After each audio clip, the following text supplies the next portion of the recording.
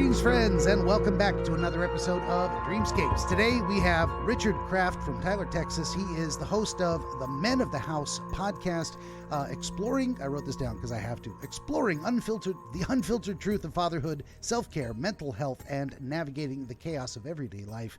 I need some advice with that, so we'll get some help from me too. You can find him at his Linktree under Richard P. Kraft, and that is going to be in the description below. For my part, would you kindly like, share, subscribe, tell your friends? Always need more volunteer dreamers, viewers for the video game streams, 5 p.m. to roughly 8 p.m., Monday through Friday, Pacific time. Where was I going next? Also, this episode brought to you in part by ABC Book 4, entitled Oneirochronologia, Volume 2. Lots of numbers in there. It is the continuation of my 3-part anthology series collecting shorter works of historical dream literature that I wasn't comfortable trying to sell a 60-page book on Amazon. So I took 5 60-page books and put, or shorter works and put them together in an anthology of 3. I've got more of those coming, actually, eventually when I get back to work on books. Shh. Don't rush me. All this and more you can find at BenjaminTheDreamWizard.com, including downloadable MP3 audio-only versions of this very podcast. You can take the wizard with you wherever you wander, with or without Wi-Fi. I love alliteration.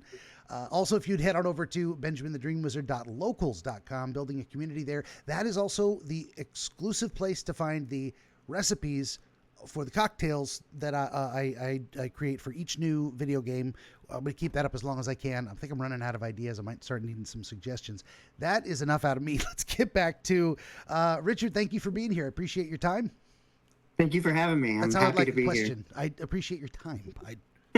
Period. Not a question. Well, hey, that's the most important thing we have. So, to give each other our time, I think is,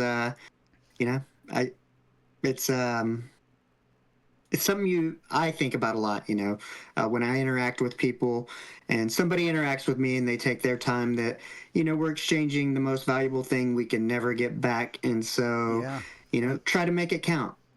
I was going to say that exactly too. There's a lot of things you can spend in life. You can spend money and you can get more. You can, spend your time. Can't get it back. And that's why also, don't waste time on people that are not good for you, or they're not listening, or all kinds of things. They don't want your help. Don't try and be rescue people that don't want to be saved. That's the tough part too, because you go like, if I could just convince them, I know how to help. They have to let me. It's like the old joke in psychology is, how many psychologists does it take to screw in the light bulb? Just one, but the light bulb has to really want to change. I love psychology jokes like that too. Well, the funny thing is I interviewed a journalist. She worked for NPR and whatnot, and she kind of got sick of the news, or it was hard to tolerate the news. And one of the in discussing people who may want to change, is kind of one of these things of, like she said, is, hey, sometimes when you're trying to understand somebody, work to understand, not to change their mind right away. Exactly. And if you're not trying to convince them to do something, then oftentimes it can drop the guard a little bit, and you can actually meet on the wavelength that you need to. And then there's a possibility that, if that person has their guard down, because they're automatically going to put their guard up if they think you're trying to change them, then maybe they'll see your point of view from, as it should be, if that's your true goal. Yeah, definitely. Well, that's very much the theme, I would say, of this show that I do, is like, I don't do debates, Right. I'm not here to change anybody's mind. And also the most important thing with dreams is, like, the answers are not in me. I'm not getting messages from God. I'm not hearing the voices of spirits. I have no magic powers. Although if you understand magic properly, I kind of do. You gotta lean into it though, but it's not magic, man. It's like, I'm not conjuring fireballs or seeing visions in a crystal ball, although I kind of do. But it's more like it's in the mind's eye. So all I do is I say, I get, maybe I have a natural talent for kind of an explosion of possibilities. Well, oh, what if it's this? What if it's that? And then some things resonate with me, and then I share that, and I say, oh, what do you think? And if you go, no, I'm not feeling that, well, then that's the wrong answer. I was incorrect. You're not getting You're not getting your answers from me. They're in you. And the way I I'm talking too much. The way I describe it is you invite me into your head, into the dark recesses and corners, and I stand behind you, looking over your shoulder with a flashlight going, what do you see over there? What if we look at it from this angle? None of that is in my head. You're almost like now we got so many new fancy things. I recently stayed in a hotel on vacation that you just touch the mirror and it lights up. You're the flashlight for the mirror that we need to see. The reflection that's you what I need to try see. to be. Yeah. And that's the focus too of what I'm doing. So all of this related back to your point of like, I'm not trying to convince anyone that I'm special or tell you what you should think about your own thoughts, your own life. Right. We're just looking to see it as clearly as we possibly can. And then I think there's a visceral connection, almost a zing, like down the chakra, if you believe in that. Although I think a lot of these things, it's a great thing too, is I believe when I talk about like magic, I believe chakras are real, but in the sense that they explain something true. Whether or not there are these literal cores of energy and we can read it with some kind of chakra meter, Right. probably never going to happen. But understanding these concepts are powerful if they allow you to focus your attention on understanding the world in a certain way, understanding yourself in a certain way. Then you can respond to those ideas.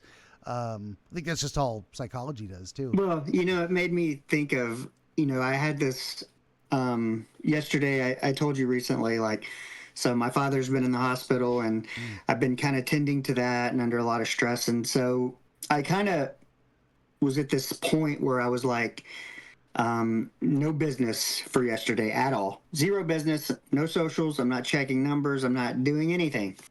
I need to sit in silence and seek clarity. And I was thinking, I was like, okay, like some people are very spiritual. Some people are very scientific. And there's both sides of, hey, whether it's Big Bang, believing in God, or believing in strictly science. And, it's almost like when sometimes two people debate and you think about the truth is probably somewhere in between. Well, where is the in between of science and spirituality? Is kind of reality where we're at. But then at the same time, if you know anything about science, there's frequencies that we can't see, we can't hear, that are invisible to us. It doesn't mean they don't exist. And so when you said the word chakra and energy and not necessarily this concrete ball, it made me think of that, sometimes just because we don't see it, it doesn't mean it doesn't exist, and it doesn't mean that it's not a factor at play. And so when you go, okay, totally science, totally spiritual, the truth is probably somewhere in between, but you also have to take account for the parts that are true that we can't see, whether it's energies or whatever, spirits, For sure. Yeah. And I've said this before, and people out in my audience are probably sick of hearing it, but I divide my dream work into hard science, psychology, and spooky woo. And I say that with affection. I leave the spooky woo out because I can't speak to it sufficiently, like trying to stay in my lane. My lane is what I can do over here. All the other stuff might be real, and in these, the dream, shilling more of my dream books, all this historical literature, the books are full of examples of some pretty weird stuff that I can't explain. It's prophetic dreams, and there's visitations from deceased relatives that communicate things like, hey, I hid the money over here. Now, nobody knew that. He didn't, unless it's a complete lie, which is always possible, but if we take that story at face value, his dead father came back and said, your inheritance is here. I didn't want to leave without letting you know. And he never heard from him again. And the money was exactly where he said it. Well, I'm like, what is that? I don't know. Now, if you bring me a dream and you go, is this dream prophetic, Ben? I can't tell you. I don't know the difference. I don't know how to differentiate it. So that's why I stick to the scientific side of things. That doesn't mean that I don't appreciate the other half. And then I think a lot of what people, what am I trying to say?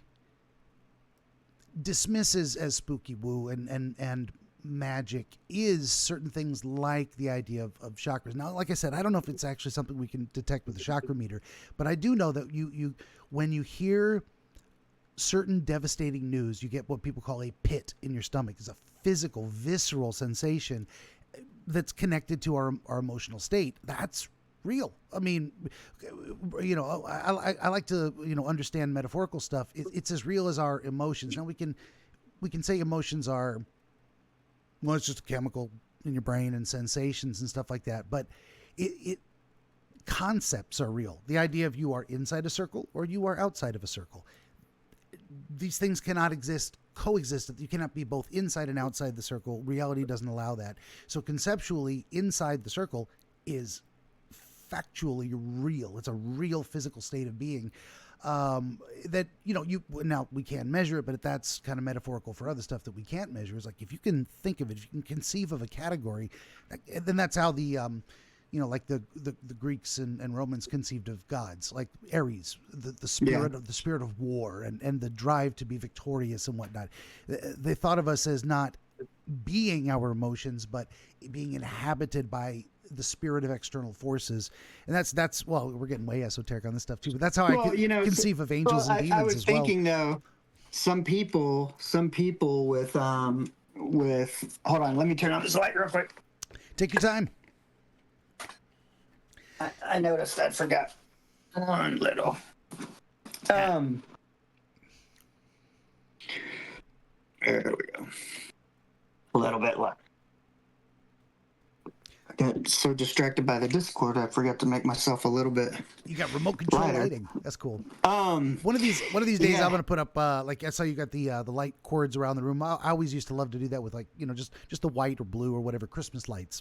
I love that. This was my daughter's playroom when she was little. So she's got her room because it was an office attached to our bedroom, and so the lights are leftover. But I love them, especially from being in the military. And you used to run like blue lights in the daytime in the Navy on the ship, and then you run red lights at night. And so I kind of use that same theme.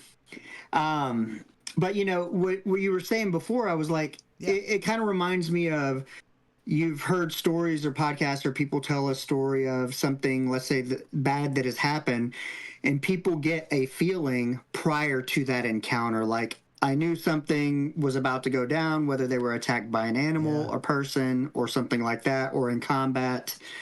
People go into these situations where the energy is actually a visceral reaction. A visceral feeling that they get, and then whatever it is comes into fruition or manifests. So for sure. No, I've had some strange feelings before things too, and that's, I don't know, just made me think of that movie. You see the movie Donnie Darko? It's been a long time. It's from the 90s. It's been a while, but yes. Yeah, one of the possibly the first major motion picture anyway of Jake Gyllenhaal. And I mean, that one was just like, what's going on here? It's crazy. And if you go down the rabbit hole on this one, it has a whole website dedicated to it where there's like this theory and this professor that put it forward. And then that's what's happening in the, and I'm not sure whether the theory existed or was created to kind of sell the movie, viral marketing. This might have been around the time of the Blair Witch Project when they're like, let's pretend this is all real. And the butterfly effect. Yeah, and get people invested in it. Like, oh, is this real? Let me go look it up online. So anyway, if in the movie, no heavy spoilers, but there are parts in the movie where he sees a trail coming out from his chest and follows it. Now there's questions. What is going on there? Is something supernatural? Is he schizophrenic? We don't know. I mean, they leave it open to interpretation. I think that's fantastic. I like those movies too. But sometimes I've had feelings like that. I don't see a chord, but I'm like, I feel like I need to do something specific, and I do it, and then weird stuff happens. Or I get put in situations to do things where it's like, I could have chosen not to, but the situation itself was presented for me. There's all kinds of weird. I've been thinking through this too, and you can words all over the place. That's what this section of the show is.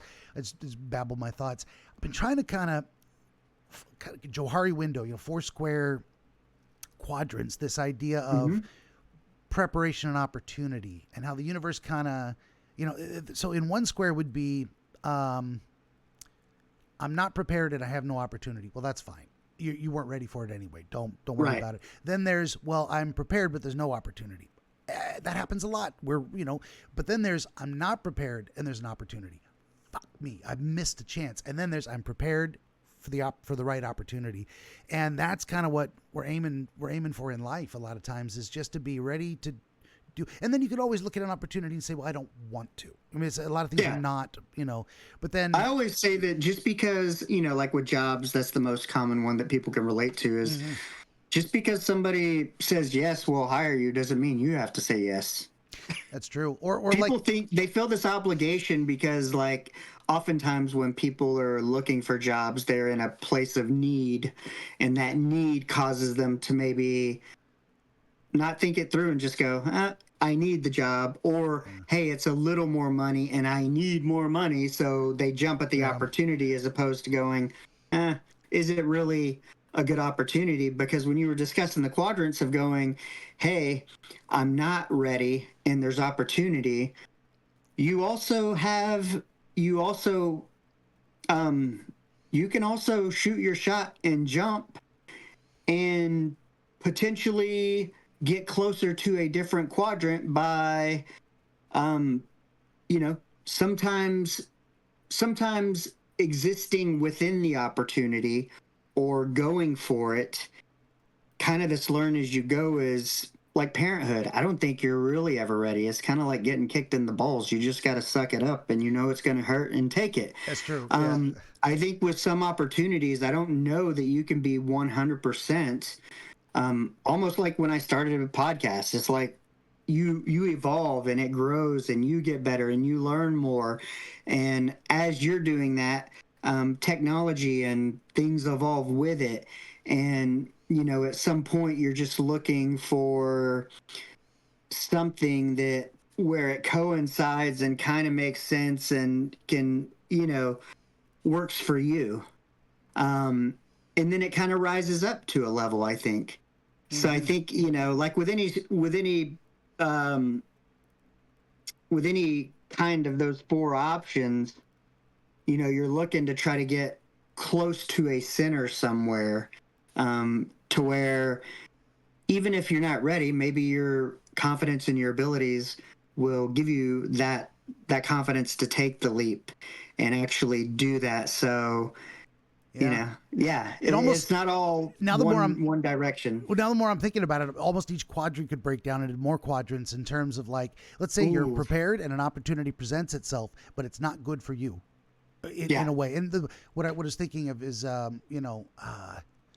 opportunity to do something illegal, criminal, harmful to other people. So you're prepared, you have the physical capacity to do it. The opportunity presents itself and you don't take it because it's bad. It's a bad idea. You actively reject think of that, some opportunity. What is that mob mentality of breaking into Apple stores and all that kind of stuff? Smash and grabs. Smash and grabs. Yeah. Because I'm not that kind of person. I wouldn't even be interested in, even if the opportunity would present itself, I'd be like, it doesn't line up with who I am spiritually, emotionally, or anything like that. Who I am, what I stand for.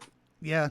And I'm always trying to conceptualize things like that too. I love little matrices that explain things. So yeah, definitely look out for opportunities that they're there, and you could, but you shouldn't. Don't do that. And I've had some with jobs that were like, hey, it would be a good opportunity, but I'm not willing to relocate myself, my family, and everybody further away from existing family and opportunity, and be in the middle of nowhere with none of the other things that are important, because your occupation is only one piece of your life.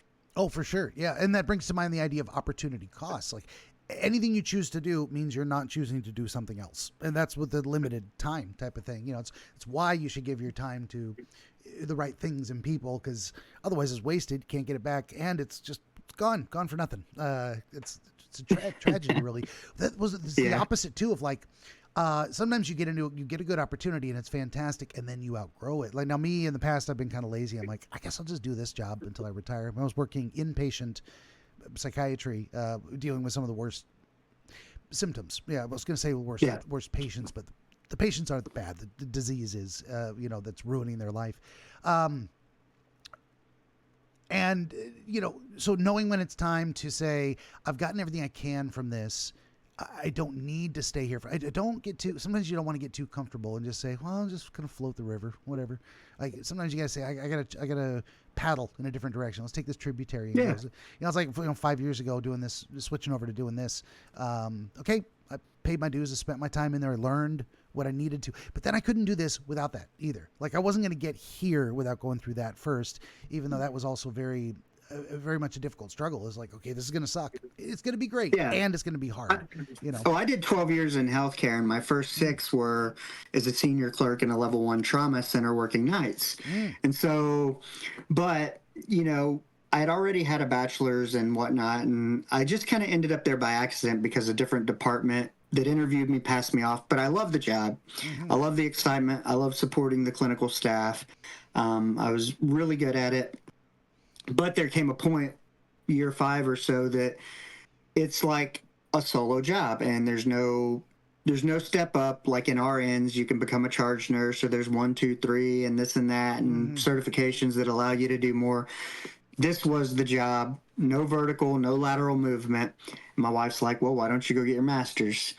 And I was like, I didn't really want to go back to school, but ended up applying to a master's program, got in. And while I was in my master's, I got a job to be an administrator, run ambulatory clinics, if you will.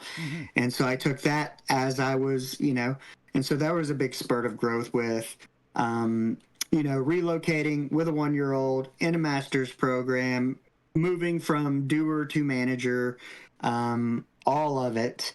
But, juggling all the different things, that was one, it taught me what I was capable of, and what I could do if I put my nose to the grind and worked hard and sacrificed a little bit, 15, 18 months worth of time. But, it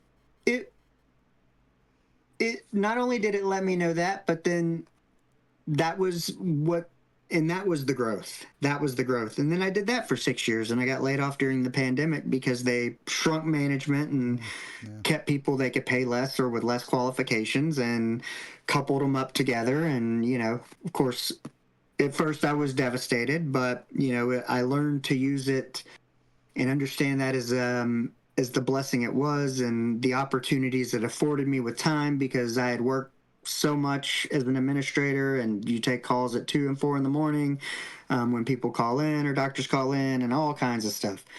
But, as I've progressed through podcasting, I've learned how, we didn't have a lead nurse for 2 years, and I interviewed for that position for 2 years. All the interviews I did worked well into podcasting. That was a skill. I had no clue that it had prepared me. I never could be doing what I'm doing.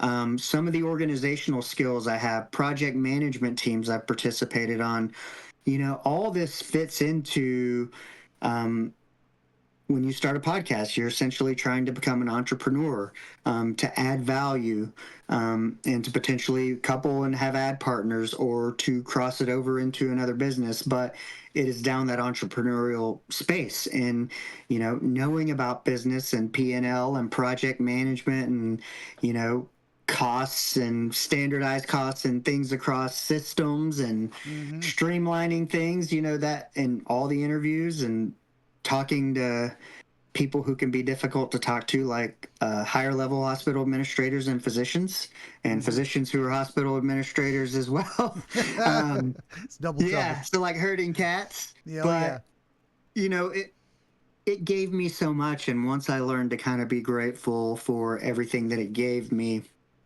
and realized it was kind of part of the process, I could stop being bitter and move forward.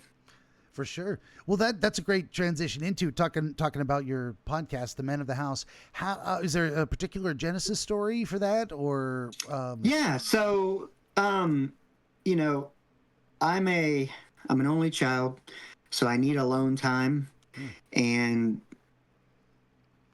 when my wife, my family, and I vacation, there's oftentimes I get up early. I'm not a great sleeper, and one of my favorite things to do is to go to the Waffle House by myself and have breakfast. And we'll vacation, and we're in Myrtle Beach or something, and we're on vacation, and I'm walking to the same Waffle House every morning. And, there's people who don't know this, booths are for two or more. If you're one, you sit at the bar or the low bar at the counter, and there's a guy to the right of me, a guy to the left of me, and I'm like, hey, kind of what's their story? Like, we're all here. I know what I'm doing. This is my time. This is my little, I can read the news, have some coffee, have breakfast, have my solo time. What's their story? And I'm like, we're kind of like the men of the Waffle House, men of the house. And then I wanted it to kind of be a book, but I really didn't have, maybe I wrote a chapter. I didn't have a full story yet. Then I thought about a blog, but I didn't WordPress it much. It didn't gain much traction because the marketing part of it, I think, was difficult for me, and I was full-time hospital stuff. And then when I got laid off, at some point, I was like, I think my daughter and my father were both like, maybe you should start a podcast. And when I was applying for jobs and not having any luck or turning down jobs, and I said, yeah, maybe I'll call it the Men of the House and take that concept of how we're all similar. We're more alike than we're different, but we fight and argue over things that we're different about, as opposed to learning and respect and seeing what we can learn from it, or how we're different, of going like, hey, I'm in Tyler, Texas. You're in Portland, Oregon. So it's like, well, what's it like there? Well, what's it like there? And we both realize, hey, I'm the Rose capital.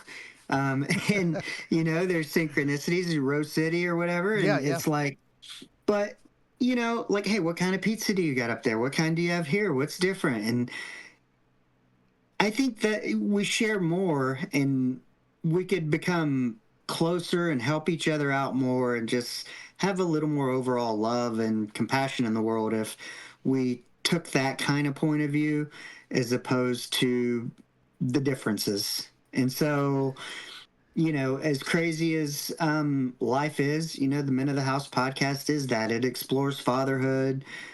Some of what's the story? What's your story? When I interview people, it's like, hey, what's your story? It's an opportunity to see what bothered them, see what they overcame, record history a bit, because I have pictures of my great grandparents, but there's some I never met. Now with this medium of being able to record history, kids, grandkids, people will be able to go and listen to their great grandfather and hear their story and hear where they came from, or the origin story of their family. And then it's also like this thing I also love to explore, like a situation like mine and what's come out of it and what I decided to do with it and tackle it. People have these stories all the time where they made a change in their life. Something was plaguing them. Maybe it was alcohol or drugs, and they decided to get clean, and their world has just opened up and blossomed as a result of that. And I like to figure out what that is, because whatever it is that you're struggling with or that pains you, step out on that ledge and just go for it. And you don't know. You might meet your future wife. You might be the next president. You don't know. Like, if you just have some faith, take that leap and step into being the best version of yourself and be better and be kinder and see what other people's stories are, and don't be an asshole and don't, stop being about number one. I mean, you're not going to take it all with you. Things are things, you can always buy more things, but you can't buy more time. You can buy experiences, and I think that's valuable. But, it's like, I think we're at a crucial point in time in our world to start figuring out what's important. For a while, it seems like it's been very capitalist driven, and money's been kind of this thing, and status and this and that. But I would like to see a more utopian kind of unified place of, let's help each other out. We're all in this together. We all have the same end. I don't care how much money you have. It's true. Yeah. And it's very true to say, beyond a certain level of necessary material circumstances, let's say, you got food, shelter, and your health is good, then more stuff, it doesn't serve a lot of useful purpose. Like, it doesn't add satisfaction or happiness to a lot of people's lives. It raises the baseline or bare minimum or zero level for what people consider to be enough sometimes. Yeah. So yeah, no, I'm definitely not. Some of my favorite things to do are I feel like I'm winning the game of life if I have a pair of shoes and I make them last 5 years. I don't want new shoes. I want old shoes that I'm still wearing because damn it, I bought quality and they're still comfy. And that's what I aim for too. Like I drive a truck from 93, 96, something like that. I buy the same model of shoe each year, Yeah. like because I do a lot of exercise, so maybe they last me 6 months, and then what happens is like I have like a pair I wear out, a pair I wear to the gym, and then a pair I wear like if I know it's going to be muddy or I'm going to go walk on the beach or something For like sure. that. Well, I And probably then should each wear year I out my buy the shoes a same little. pair. Yeah, I should probably wear out my shoes by walking a little more than I do. But there's a reason I'm a chubby wizard. So anyway, it's not just making my shoes last. So I was going to ask you about the podcast too. So in getting into, well, what is the podcast? Does some people do educational? It's me doing content. I do videos. I do that kind of thing. And there's some people who are like, well, I do interviews with specific types of people. And there's some folks where it's just like freewheeling. I'll interview anybody about anything. Tell me your story. Yours is more of that kind. Pretty much freewheeling. There's solo episodes. There's interviews. But, the interviews are usually pretty substantial in terms of content, deep dive, like personal struggle, whether it's one of my first two interviews, very impactful. A gentleman in recovery, sober and relapses and gets shot by a family member. Another one, father whose 16-year-old daughter hung herself, and the survival of that and the mission after that and what he does, and musicians who have struggled with drugs and alcohol. So all kinds of people, caregivers, yeah.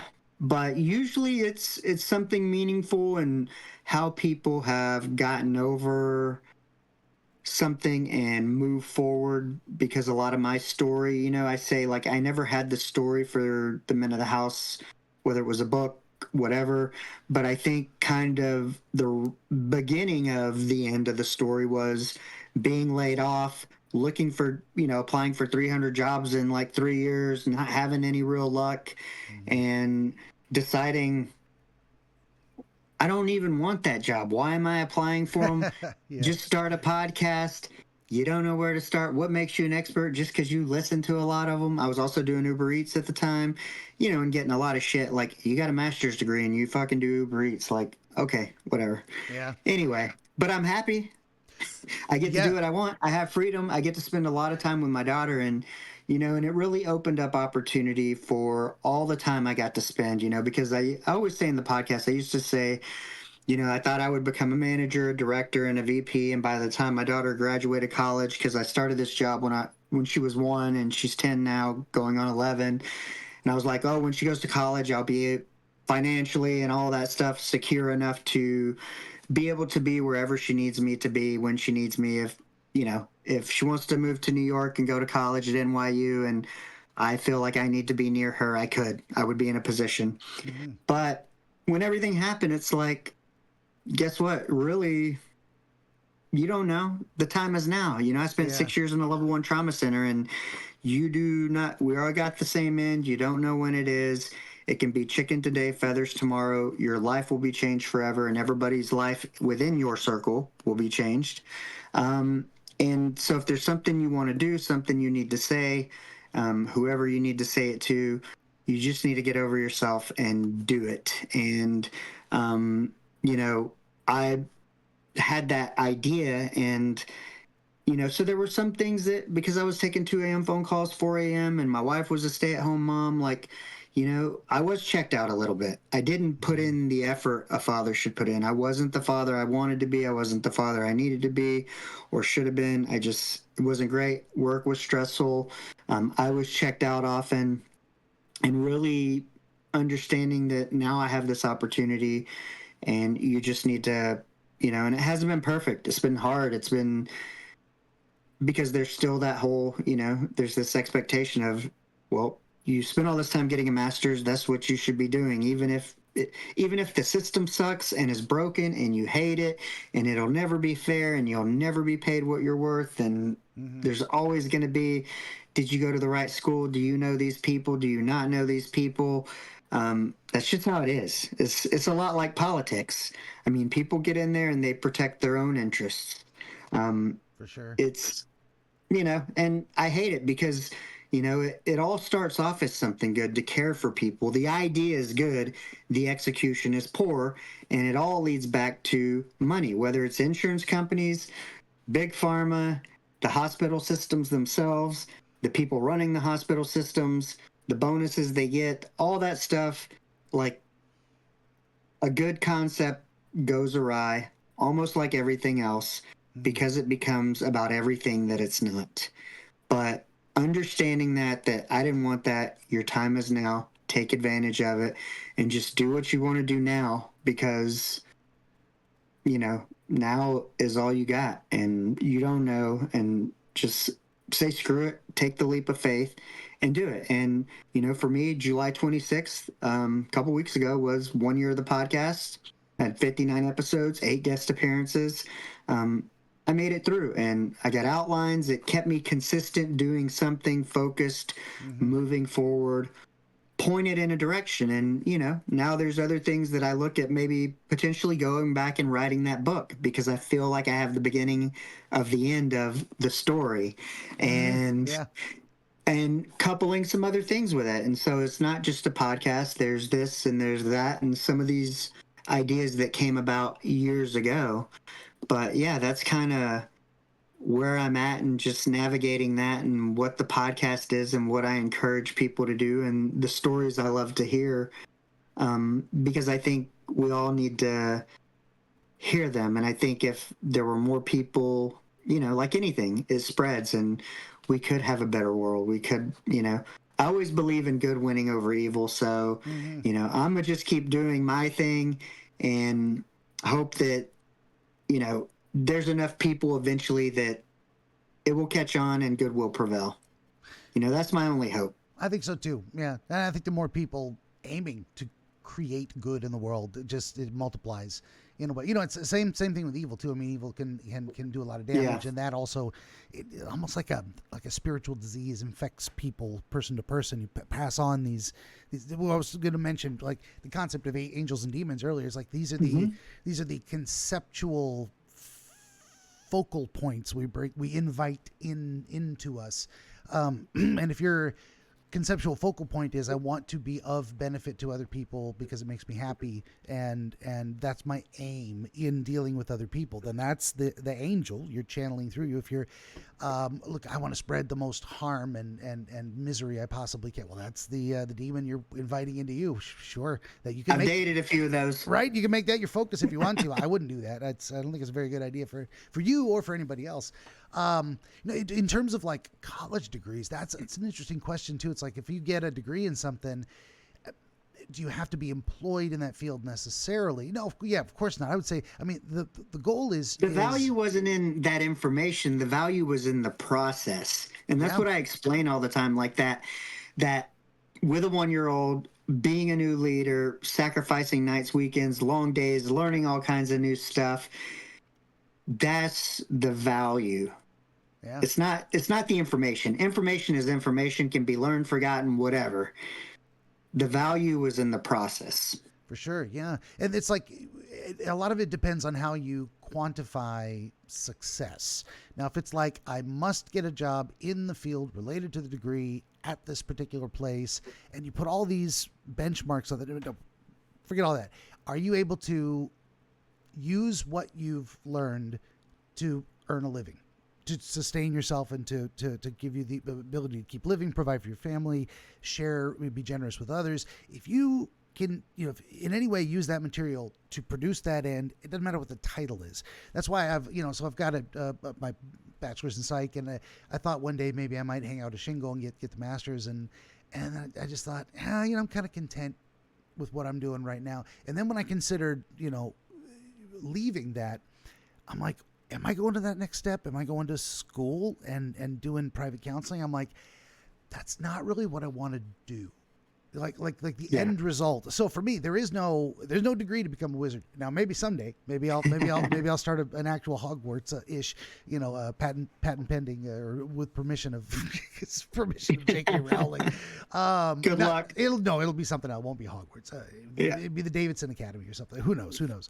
But yeah, so literally there is no degree to be a wizard. And so, and there's also no licensure, which is the other thing too. It's like, this is not counseling and therapy. CEUs. I'm not selling any licensed service here. We're just, two guys talking about life and dreams. But that's, hopefully, God, if they ever get a hold of that, like a license to be a wizard, screw you, government. God damn it. Just don't do that.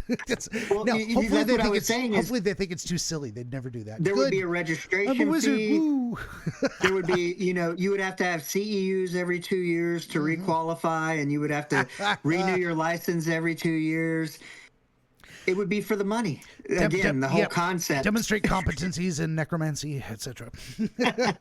Potion making. I was going to go somewhere else too. And this is a kind of a hack question too, but not to put you on the spot. Are there any particular interviews or episodes that were most profound for you in terms of like, this was a great opportunity for me to learn something and to get the message out about an important concept? Like I said, I'm putting you on the spot to try and think of what was your favorite episode? Like, I always really go back to Marcel and he's Tomorrow Needs You, and that was the gentleman whose daughter committed suicide.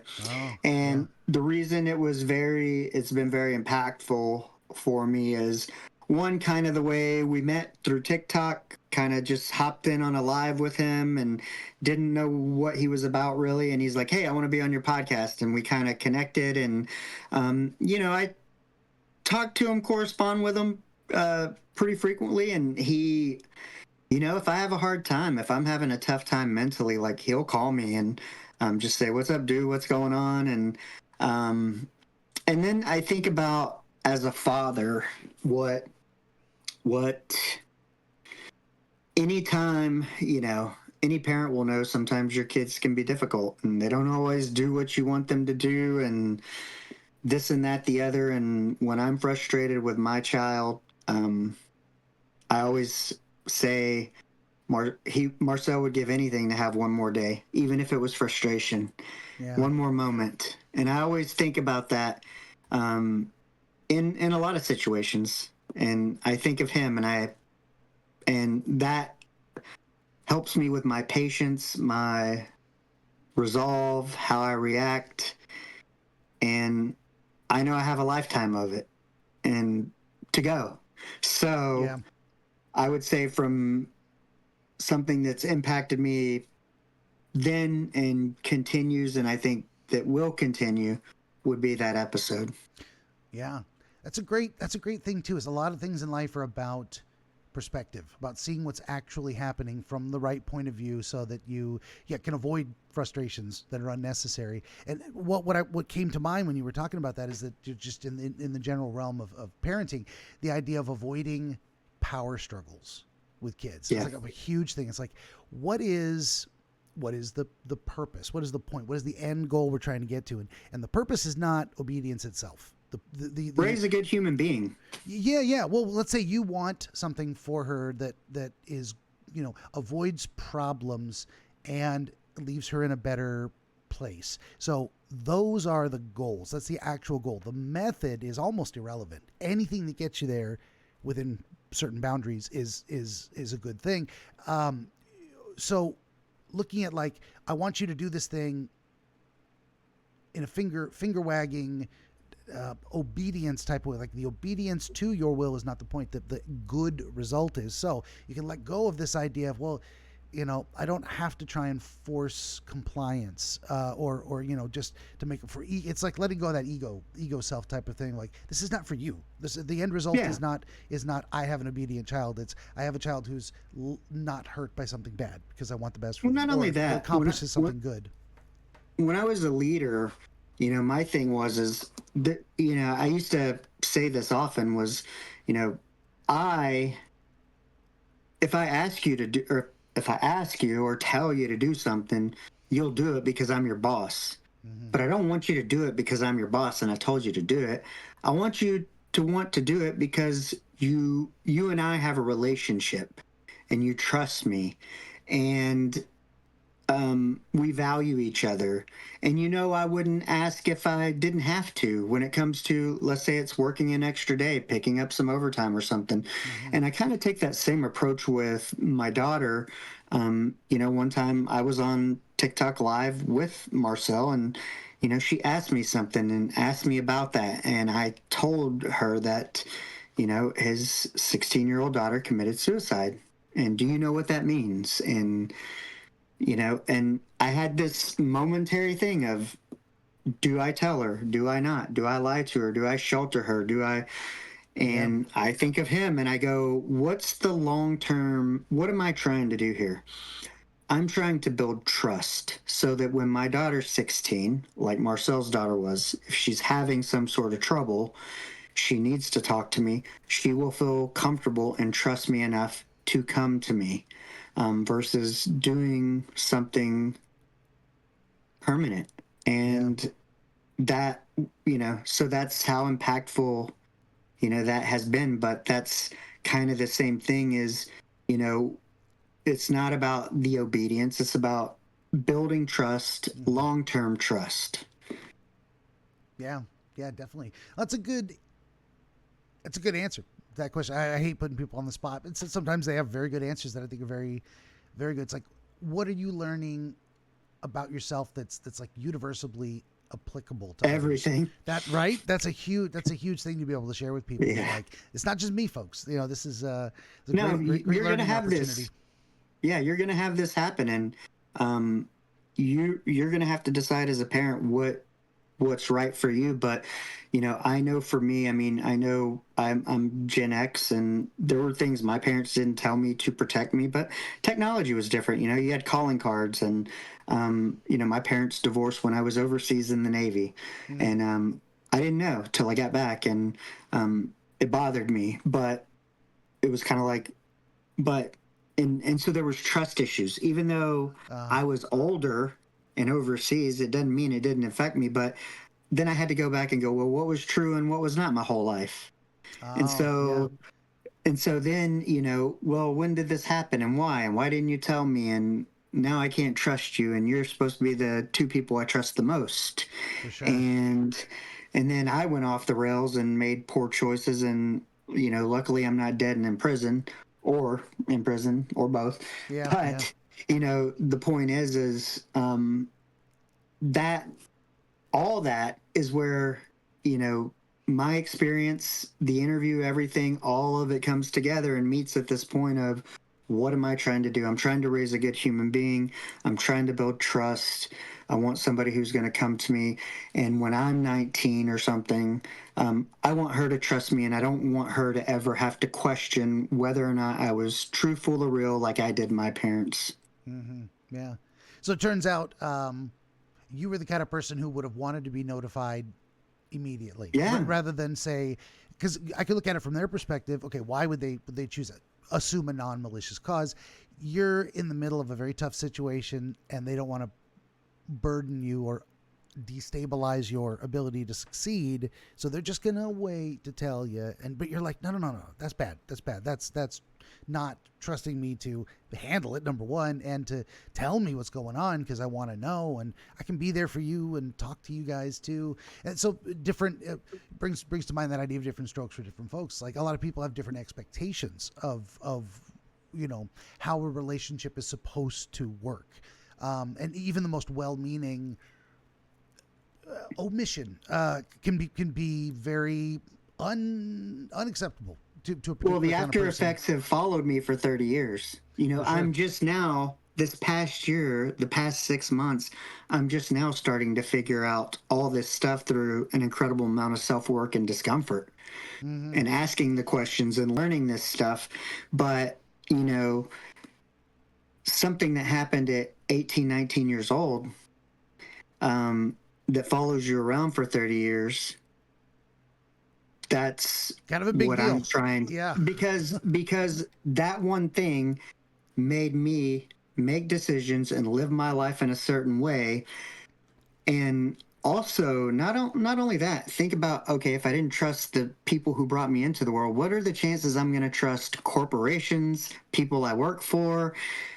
Hardly anyone. Yeah. Random people You on the think street, everybody's full of shit or romantic everybody's bullshitting relationships. you. Yeah. So think of how one thing, one omission, one delay, one not figuring out what you're trying to do here, what your goal in is to raise a child. Um, yeah, behaviors, things that follow you for 30 years, and I'm 48, just now figuring this out only because I have a kid and I don't want them to be the same way as me or suffer everything I've had to go through For sure. mentally and emotionally. Oh yeah. And then well, so you're also talking about. So you said your kid's 10 Mm-hmm. now. So and you've chosen not to say withhold information. And it's got to be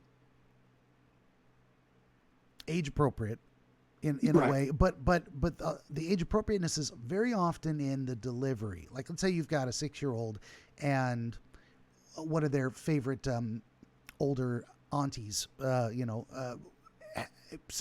was only 16. She's 6, so and she's gone forever. What do you tell her? It's like, well, she went away. I mean, where'd she go? Oh, far, far away. I'll tell you more another day. But you don't say, oh, she's fine. She's just never coming Yeah. over. You don't Yeah. hide the fact. And then when they get a little bit older, you can say, well, some people choose to go away by themselves. They choose to go and leave forever. Right. And then eventually you go, well, it's death. And I think 10's, in my estimate, for what it's worth, my wizardly opinion, I think 10 is plenty old enough to say, some people choose to die by their own hand. Well, and you got to, yeah. and the context of that too, though, was, during that incident and the years before, both her great grandparents, who we lived with, all of us together, they were in their 80s, passed 1 year and then the next year, so she had context of death. That's At also least good 2 to too. 3 years before. Well, we've gotten so far away from that sometimes. A gal I was following on Twitter. By the way, don't follow me on Twitter. I see all kinds of crazy political shit. This show that this show's not about. But anyway, Right.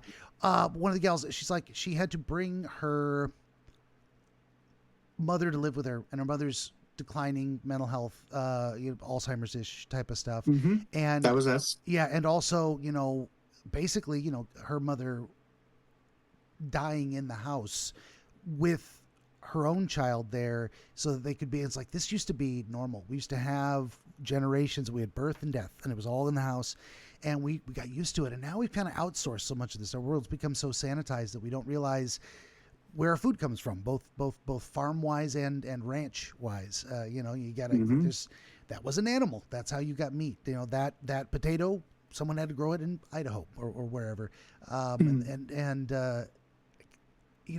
Becoming disconnected from these truths, I think, doesn't allow people to see the world accurately the way they should. And then and then things like, suddenly someone dies and it's like, I've never been exposed to this. This is the first trauma. Now then I think it becomes traumatic because it's not normalized for us anymore. It's not just a part of living. In a way that it probably wouldn't need to be. It doesn't need to be that traumatic if we get introduced to things gradually. You don't run a marathon on day one. You run around the block and catch your breath and train. You got to train your way. Sometimes we have to train our emotions and our cognition to accept and understand things. And definitely, having it be so disconnected from our daily lives I don't think it's doing anyone any favors. Well, but I think family units just in general are more disconnected, and For sure. I say this, it's, we lived in a multi-generational household. It was, it was my grandparents, my wife and I, my daughter, and my cousin who's kind of in between. We live on 12 acres and then, one grandparent passes away and it was like my grandmother, my mother, my cousin, my daughter, my wife, and myself. And, I've always said this thing, and, we have Asian friends and we're Latino, and oftentimes there are multi-generations within the household. Yeah. And I go, sometimes you see other whether it's other cultures, they send their people to nursing homes, or when you said outsource it, Yeah. you know. Yep. And so I think that too makes it less normal, because you're not seeing, you're only seeing grandparents when you go to see them, versus if you live with them, your great grandparents, you see them every day. And that was kind of one of the things that I love about my daughter, was she knew her great grandparents well, at least 8 years. So it's quite different, and she got to spend days with them and them too. So it kind of goes both ways, in that, we've taken our eye off a lot of things, whether it was farming, any of that used to be family, raising cattle, that life and death cycle. But it was probably more normalized because the family also spent so much time together. They weren't separated as much, where, now, whether it's putting elders in nursing homes and kids living on one coast, parents living on a different coast, or somebody lives in Washington State and the parents live in a nursing home in Florida. It's very disconnected. I mean, even though we have more technology and we can still get some of the effect, but the physical connection, that in person, the world has just evolved to a different state, and it's not like that. I mean, technology, travel, things are faster, and we can do things quicker and whatnot. So people choose to live their lives that way, and that's no dig on that. You do what you want to do, and whatever's important to you. But it just reminds me of things where you relied more heavily on the people around you. Yeah. Because it was necessary, and now we have a little more independence, but this also disconnected us quite a bit. I think so too. Yeah. And it's not exactly to, finger wag at people that want to live independently or whatnot, but it's more of like, I do honestly, genuinely, and I would encourage moving back towards multi-generational households, or at least that kind of family compound living you were talking about. I love that. I love that idea of like, you got 12 acres, you got multiple little places, and now maybe grandma doesn't live in a bedroom in your house, but she's right over there, and you can just walk over anytime, and she'll come over and visit, and you're doing stuff in the immediate area, and you pitch in on projects and whatnot. There's a big difference between we speak on Zoom every day, and we live next door to each other. There's a much different vibe there. It's like kind of that's the whole, because we used to live that way not too long ago, and humans haven't changed too much. We lived in kind of extended clan alliances. We had multiple different families, that were all kind of related, and I mean that's where you used to go. Like, so the boys would go out and visit a neighboring tribe to find a wife, so you don't get inbreeding, and then vice versa. They'd send the girls to go to a different tribe too, and then it was more of but that extended family thing is, I think we've lost something very important. Well, I grew up as an only child, but it was like all my cousins were all kind of like only children, but we all grew up on like the same 12 acres. So it was kind of, and that's kind of gave you that sibling experience anyway. I mean, you don't have to be direct, it doesn't have to be your direct brother. That is its unique thing, but still, at least you have kids your own age to play with that you're related to. So yeah, and that's kind of how it always was. And it's funny because we're all in many different places now, kind of, sort of, but yeah, it was true. The clan kind of stuck close. I mean, one up this road, and we all convene at one tree on the dirt road, and that's where we started and ended each day. Yeah, very cool, very cool. Yeah.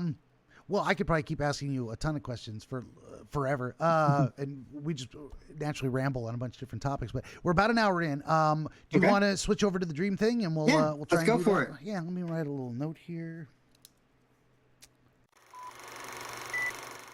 Benjamin the Dream Wizard wants to help you pierce the veil of night and shine the light of understanding upon the mystery of dreams. Every episode of his Dreamscapes program features real dreamers gifted with rare insight into their nocturnal visions. New Dreamscapes episodes appear every week on YouTube, Rumble, Odyssey, and other video hosting platforms, as well as free audiobooks exploring the psychological principles which inform our dream experience, and much, much more. To join the Wizard as a guest, reach out across more than a dozen social media platforms and through the contact page at BenjaminTheDreamWizard.com, where you will also find the Wizard's growing catalog of historical dream literature available on Amazon, documenting the wisdom and wonder of exploration into the world of dreams over the past 2,000 years. That's Benjamin the Dream Wizard on YouTube and at BenjaminTheDreamWizard.com.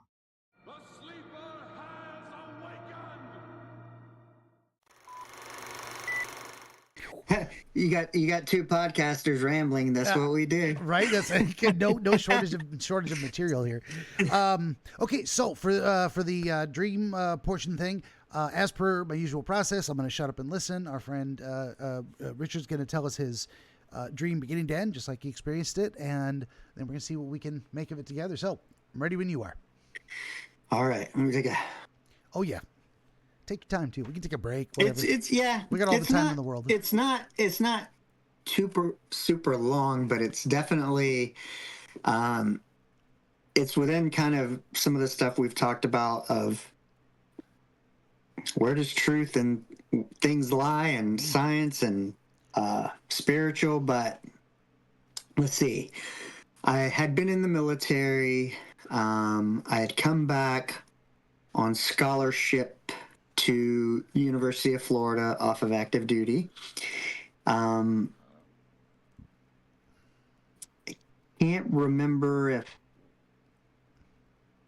what the situation was kind of like with my parents, but I'd come back from Japan, and I'm in ROTC. I have all this stuff.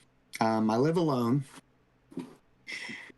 One night, I'm asleep. I'm not a great sleeper. Anyway, I don't even know how I probably fell asleep. But, the thing is I remember feeling like I grew up with asthma as a kid. And I think if I sleep on my back, sometimes I feel like I'm choking, maybe, I don't know. Or I've had these things where I feel like my head is spinning while I'm sleeping, but I have this thing of almost like I'm going into this different level of sleep, but I feel like I always know I shouldn't go there. I always feel like I have to wake myself up and come out of that before it happens. And so I always do. And I think this one time I couldn't.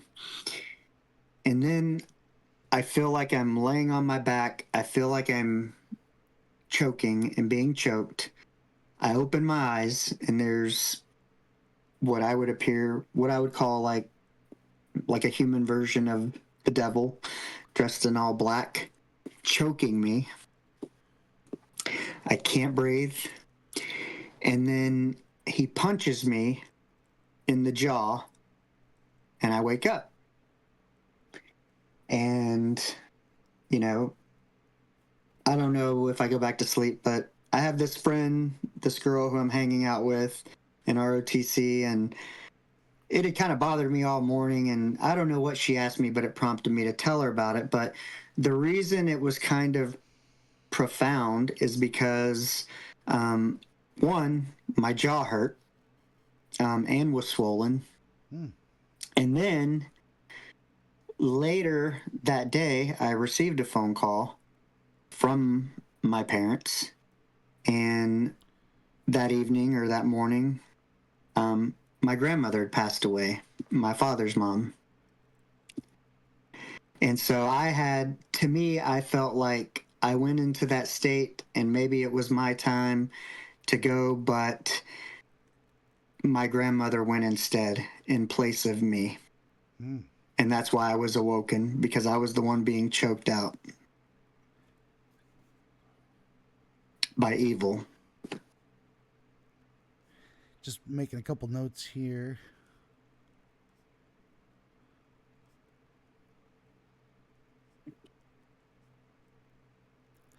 So we've got a lot of interesting things. So I think I'm going to handle this one a little differently than, because there's not much content, and that's okay. That's not your fault.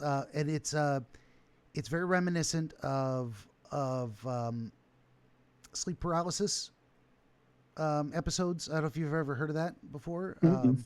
Okay, well, good. So this is a good opportunity. So normally, like, we go through the dream, it's a narrative, and I did this, and I went there, and this happened to me, and I spoke with these people, and then we got on a magic carpet ride, all kinds of good stuff. I'm like, okay, let's go through that. So this is different. So okay, so we're gonna handle this more in a like exploratory. We're looking at physical symptoms primarily, and we can you can break dreams down in a lot of different ways. Dreams are very often, there's so much to say about this. It goes, there's a long history, more than 2,000 years old, of people using dreams to diagnose physical conditions. So a very famous case of a man dreamed of, driving a team of sweating, panting horses up a hill, and I think it was Galen of Pergamon used that dream to diagnose a heart condition with the guy, and because if you think of it, the heart struggling, Right, as if exerting force to go up a hill. So there's throughout history as well, there's the classic, iconic image of sleep paralysis. It's a painting, and it was on the cover of Sigmund Freud's The Interpretation of Dreams book. And if anyone out there, maybe I'll try and flash it on the screen. I'm probably not gonna go back and do that. But if you find the book and you find the painting, it has a woman who is laying down, looks like she's in distress, having fainted or she was asleep. And there's this little black imp sitting on her chest, and there's a horse poking its nose through the curtains in the background, and that's the nightmare, perhaps, mare, like a horse, and so what people describe with these sleep paralysis phenomenon is a inability to breathe, combined with the sensation or the visualization of an entity sitting on their chest, which is the reason they can't take a breath. So this is a very consistent phenomenon that's so well known.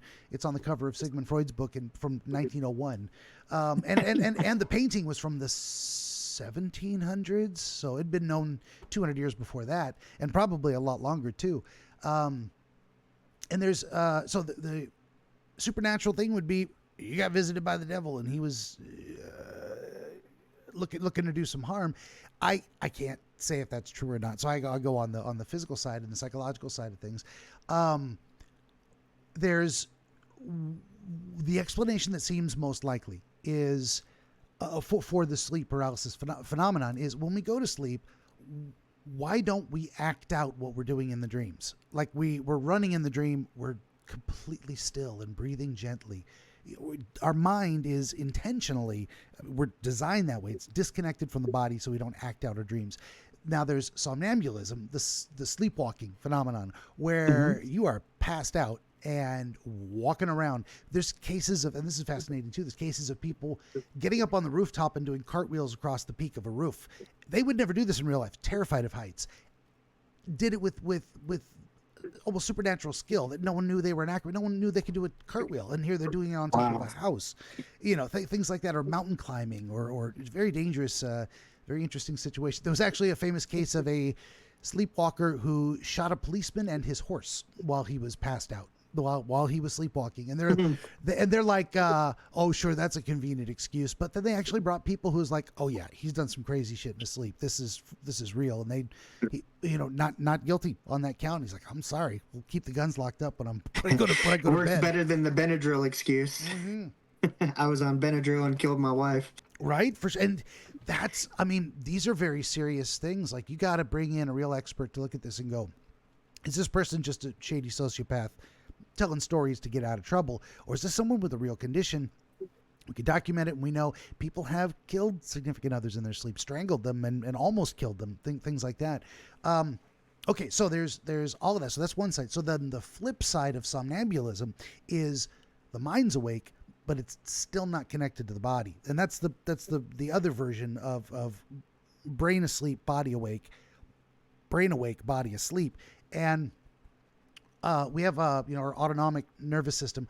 It just keeps breathing, and the heart beats, and the lungs breathe while we're asleep, and we don't have to take a breath on purpose. And when our brain is awake but disconnected from the body, we can't move our limbs. We can't draw a breath consciously. We can't will ourselves to expand our abdomen and take in a breath. And so people feel like their chest is blocked, like something's preventing it from preventing them from breathing, because it's true. And now the interesting thing is why the disturbing sensation of a presence, and why the visualization of an entity, an imp, a demon, whatever it might be. There's two different fields of thought. One is there's actually something there, and sleep paralysis is caused by a supernatural force. Well, I can't prove that. Maybe so, but there appears to be something physical. Like we were talking about visceral sensations. There appears to be something physical with the idea of a presence, that sensation of feeling a presence, and then being on the twilight between awake and asleep. Sometimes we can imagine we saw something, the mind's eye sees something and feels something, and then that goes away when the sensation of a presence goes away and we come closer to consciousness.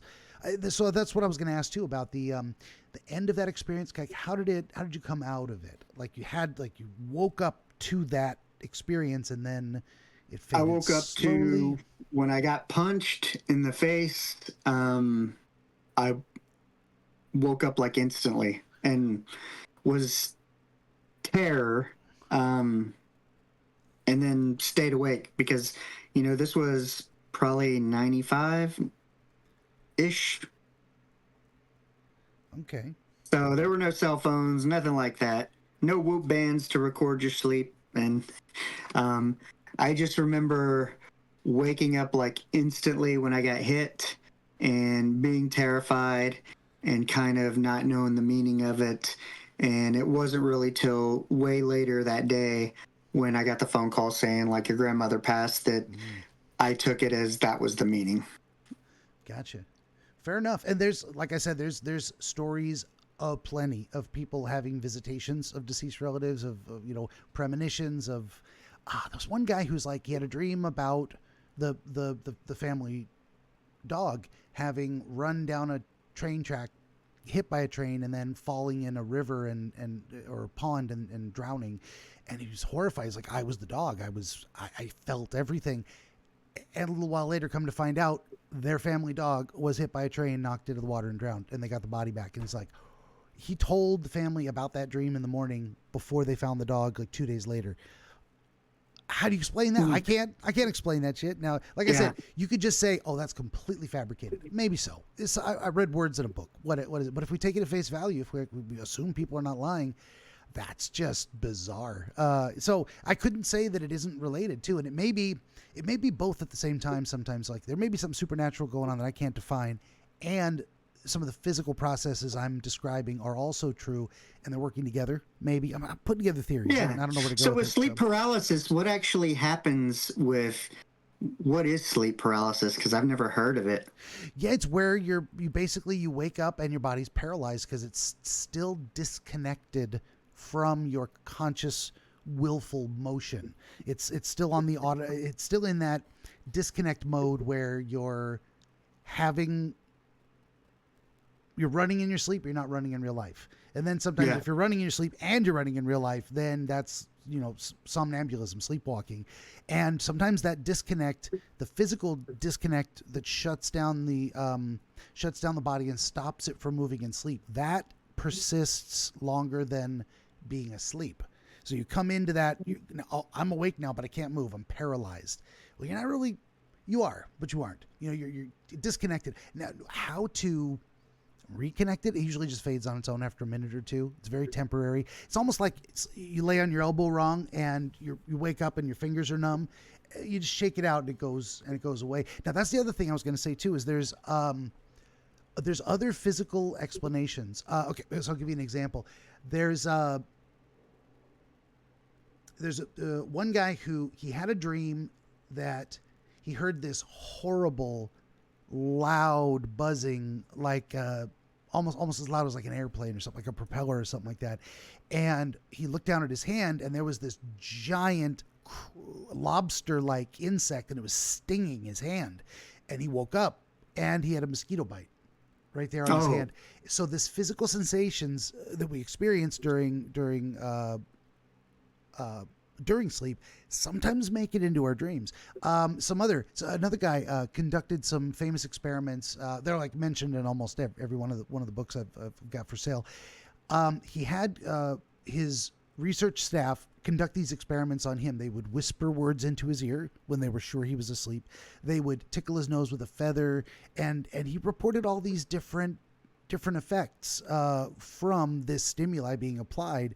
They would hold a warm lantern near his feet, and he had a dream that he was that he had been kidnapped by robbers and they were applying hot coals to his feet. So something directly related to the physical sensation. There's been conjectures that, you know, if you're cold in your sleep, you'll dream of being in a snowy environment. So sometimes it's just that connected. Or if you're overheated, you're in a desert, or if your mouth is dry, you might, you know, dream of waterfalls. Sometimes it's a wish fulfilling type of thing.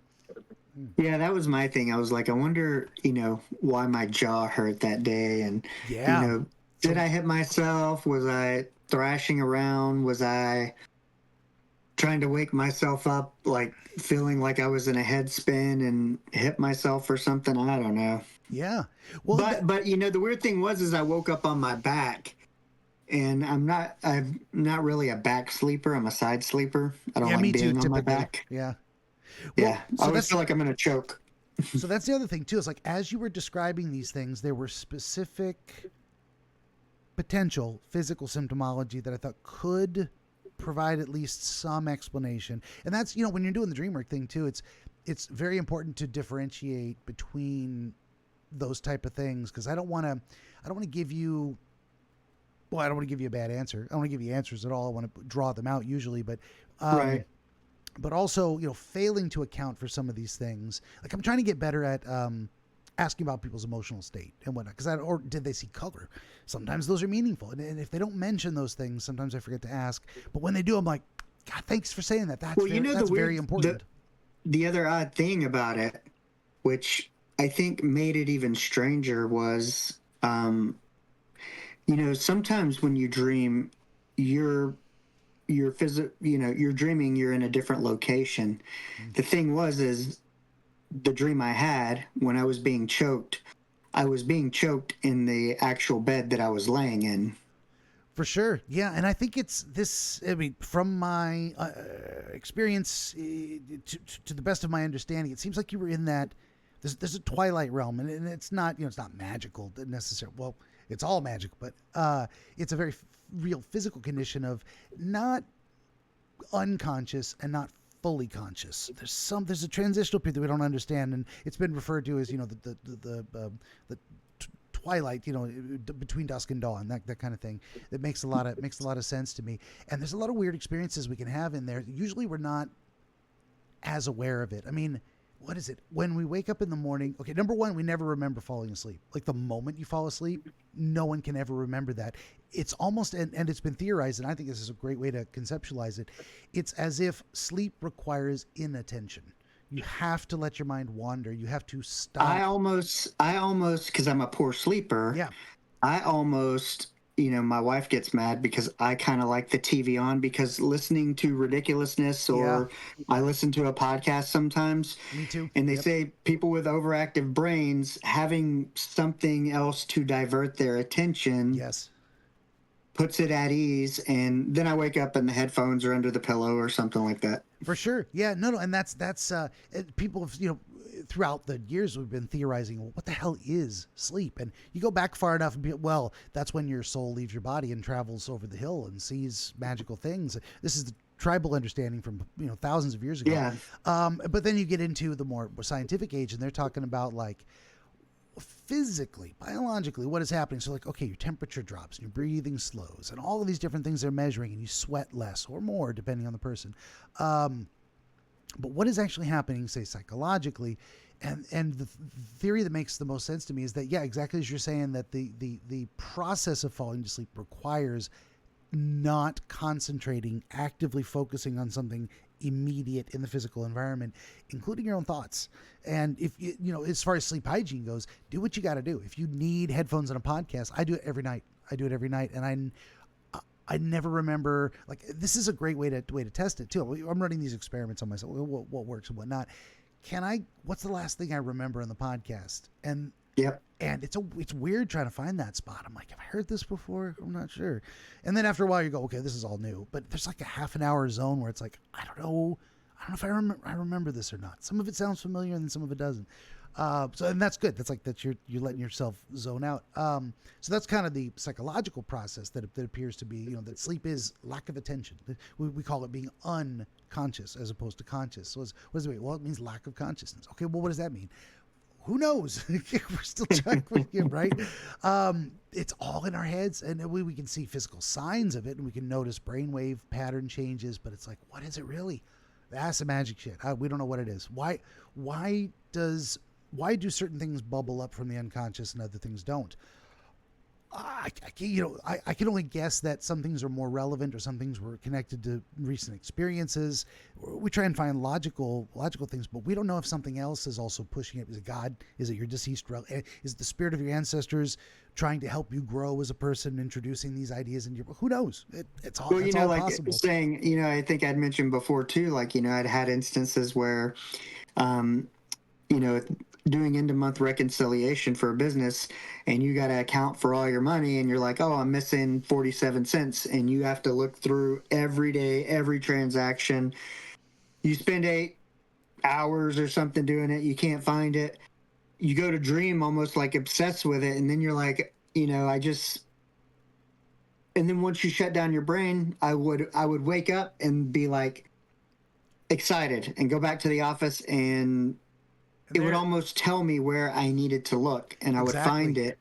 But it was that inactivity of searching that, sometimes it was like, we used to always say better rested, better tested in the Navy. For sure. There's only a point you could study so much, but at some point it's that inactivity that allows some of the real truth answers, or sometimes maybe it's just the recall because your brain is rested, that it allows that, that inactive. I kind of refer to it as letting things percolate like coffee. It takes as long as it takes. It's going to drip through slowly, and then eventually you got a pot of coffee. But this is amazing because that is literally a story out of one of my dream books. There was an accountant who could not find missing money. It was driving him crazy, and he had a dream that's, it's right here, and he went, and there it was, bam. And like, what? Yeah. So that's the side of dreams I lean into when I say physical, material, whatever, scientific, psychological. Is there's usually a cause. It's usually related to something in your physical life, some problem you're dealing with. Dreams are very often problem solving. There's the possibility that that's all they are. And it just depends on identifying the right kind of problem. The way I describe it is, the lungs breathe, the heart beats, and the brain thinks. And it doesn't really stop. It just stops focusing on what's in front of us and goes inside to focus on what's already happened and kind of sorting that out there. It's almost like, I don't know how much you know about computers, but defragmenting. Defragmenting. I don't need this information. This is useful. Let's put that over there. Hey, that just gave me, when I put these two things next to each other, now I'm on this line of thought. Let's follow that out there. We don't know anything about like where does inspiration come from? Why do you have a certain idea? Now, sometimes you can set yourself up by focusing to have a greater likelihood of an inspiration, but like where does music and melody and lyrics come from? Like that's why the Greeks said it was the muses. We're just getting these godlike. We're hearing the voice of the muses. That's as good an explanation as anybody's. We still don't know. We still don't know today. We can watch an idea happen in the brain, but we can't tell you why it happened, how it happened.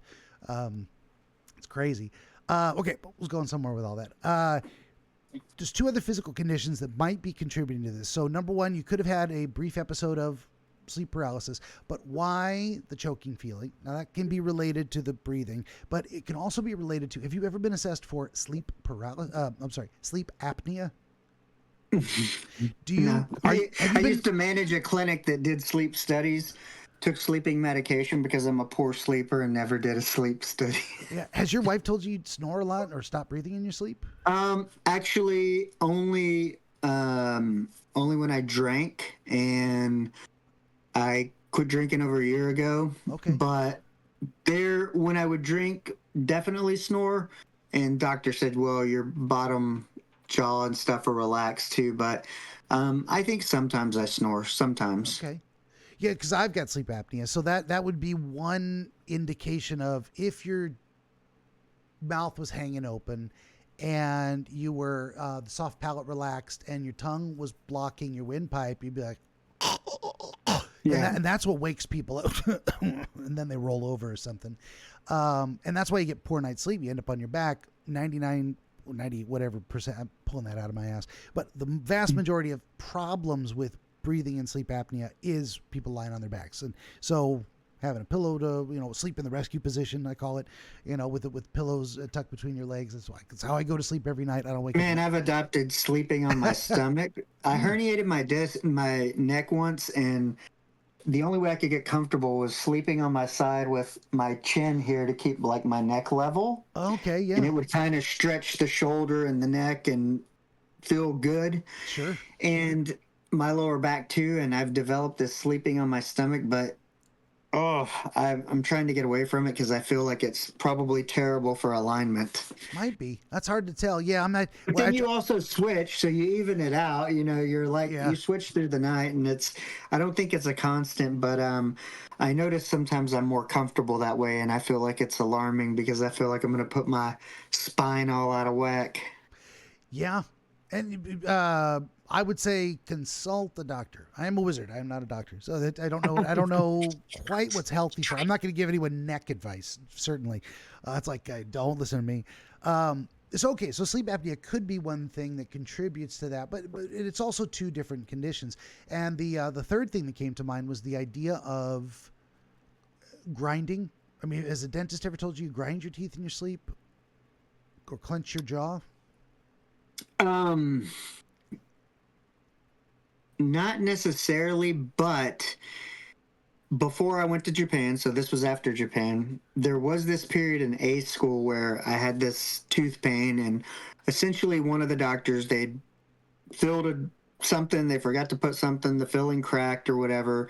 But then I had a lot of pain after in this one area, and they made me a mouth guard in Mississippi before I went to Japan, and they were like, well, come get it before you go.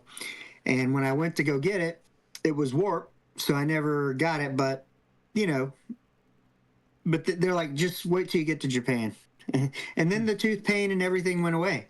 And I never really had any more issues, never went back to the doctor, never got the mouth guard or anything. So I don't know if it was from grinding teeth. It potentially could have been.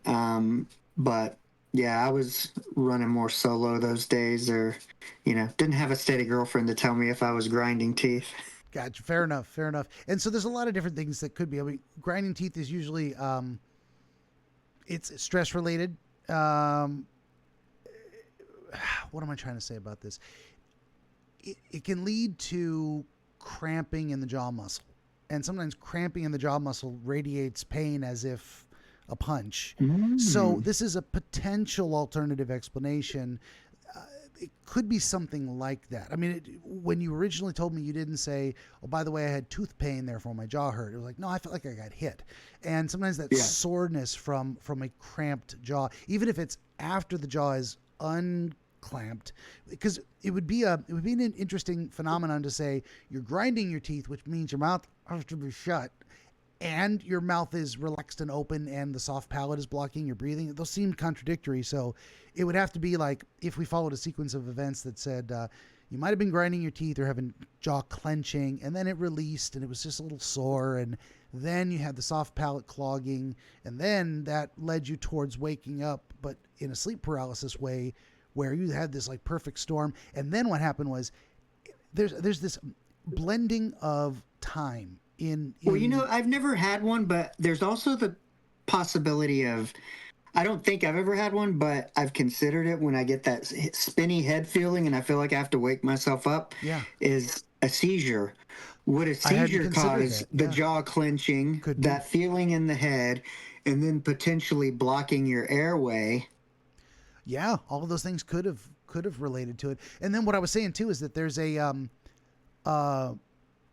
blending of time. Now there's a timelessness in dreams where it could feel like you're there for an instant and you slept for 5 hours. It could feel like it took 500 years and you were asleep for 5 minutes. I mean, this is completely disconnected from physical reality, and our thoughts move really fast. So, and actually the sensation of being somewhere for a long time is something we already know and we can exaggerate in dreams. So that's why I tell people anything you feel emotionally or anything you know intuitively is equally as real as anything you see or hear or touch or taste or smell, because none of it's happening physically in a knock on wood kind of way. Right. So anything is and everything is equally real.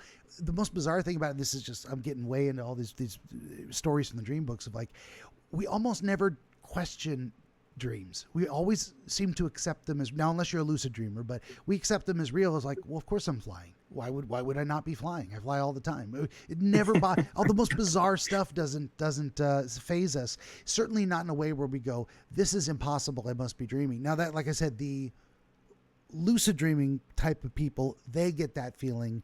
But I don't know what to do with that either. Like, I'm not a lucid dreaming expert. I've never had one. I couldn't tell you what it's like. I barely dream myself. I believe everyone dreams the entire time we're asleep every night. We don't remember most of them. I remember almost nothing ever. So that's one of the reasons I'm fascinated with other people's dreams. Okay, so I was talking about time though. The twilight transition between sleeping and waking, there's something that happens in there where everything is simultaneous. So even if you, so one story from the books, there was a guy who probably had sleep apnea, and every time he fell asleep, he had a nightmare that specifically a skeleton was choking him. So he actually hired a guy to sit by his bedside and wake him up as soon as he started snoring, or as soon as it looked like he was asleep. Just don't let me fall asleep. I don't want to have this dream. Well, he fell asleep one night with the guy at his bedside, and he had this dream that felt like it went on forever, and this skeleton was choking him, and he got shaken awake by the guy sitting there. He's like, why didn't you wake me up? Why did you let me sleep so long? I was in there forever. And the guy said, you had one snore and I shook you awake. So this idea of the length of time and it appeared the experience happened was completely different than the actual amount of time. Now, if we take that guy's word for it, that he wasn't being lazy and he wasn't sleeping when he was supposed to be watching this guy, but it's, if we take it at face value, that's so what could have happened is that all of these things happen simultaneously as you're coming out of sleep due to kind of choking and sputtering a little bit, which combined with you're awakening to all these sensations at the same time and having this brief period of sleep paralysis, and the brain could conjure what appears to be a devil looking, because you're looking to, your brain wants an explanation. What the is going on here? It's like, well, of course I would be. Now, it is interesting to say that, okay, it's number one, very typical that people go to demonic, shadow, imp, devil type of imagery to explain bad things happening in a supernatural sense. If it feels supernatural, it must be caused by insert icon. Like, now, it'd be fascinating to ask someone from India, what is their experience? Mine was more like The Prophecy. I think that was the movie or something where it's like somebody that looks like they're almost in a priest uniform, but they're evil. Gotcha. You know, Aragorn, Viggo Mortensen, he played the devil in The Prophecy. That's such a good movie. I need to go back and watch that again. I love that. Mm-hmm. Well, this is where I was going with that though too, is like the imagery is going to be culturally based too. So I need to look up and start looking into, do people in India experience sleep paralysis, and when they do, what do they see? What's the creature they see sitting on their chest if they have a visual experience? Was it Shiva, or was it some other local supernatural superstition that anyway, I'll have to look into that. What do people of different cultures see when they have sleep paralysis? Very interesting. So that there's a generic explanation for why it might have been like a devil type person, but the psychological explanation would be you interpreted these symptoms and this type of an attack and put it in a specific kind of visual form, because that's how you understand that. And then we would look at that. So we could spend a little bit of time on that if you want to. The idea of why did it look like a priest that was evil? Why did it look like someone who should be a spiritual guide and mentor, trustworthy, but actually was evil? I mean, have you have you had experiences in the past? What's your relationship with religion? That kind of thing. Yeah. So I grew up in a super religious town, a small town. But I would say I've always been a believer, but I didn't like to participate in what I felt was the ritual, because I felt like the people around me in this small town, and some of them were going to listen to it, and I've by no means been perfect, but the way I felt, the way people behaved and acted, it made it seem like your belief was less important than your showing that you believe. Kind of like, okay, we can go to a pasture party and hook up with a girl and have premarital sex and do this and that, and still show up to church on Sunday, and that kind of makes it okay. As long as we're showing up every Sunday and Wednesday, that's the important part. Gotcha. It doesn't matter what you really believe. It doesn't matter if you act in accordance with those beliefs. What matters is that you're there on Sunday and Wednesday. And I felt that was a lot hypocritical. And so I think, and there would always be like, people coming to the house, like, we want your kid to go to our church, or, has your son been saved? And I was injured as a child at a very young age at 1, and spent 3 months in a burn unit where my parents couldn't even touch me. And wow. So I was baptized Catholic because they didn't think I was going to make it. And I remember my mom telling somebody, like, he's 10 or 11, like, when he's educated enough to decide about religion, he can choose what religion he wants, but he was baptized because of this. So, if he wants to go to your church, that's fine, but, like, you're not baptizing him, you're not saving him, yada, yada, yada. So that was kind of like, my parents didn't force religion on me because my mom was Catholic, my dad was Baptist. It was very, in this small religious town, white man marrying a Mexican girl wasn't like super in vogue then, and then a Baptist and a Catholic wasn't super in vogue then. And there was mostly Southern white Baptists where I grew up, and so my religious thing was always kind of this, like, I always felt I was religious. I always believed in God. I always felt like I knew there was something there and something more, and how I should conduct myself and behave. But the outside thing that was shown to me was that the people around me didn't get it, because to them it was all about what other people can see. Yeah. That's a very biblical thing too. I think, hypocritical. Yeah, well, the Bible talked about the two, like people who very conspicuously pray in public, so they can be seen praying for the virtue signaling of it. Yeah. But maybe they weren't really good people. So the just focusing on the concept of, say, a priestly looking figure that was doing something evil is like, and it isn't what it very well could have been. I was molested by a priest. That and happens. I grew up in the Catholic Church. Yeah. Right. Yeah. Darn it! Why wasn't I cute enough? No monsignors ever hit on me.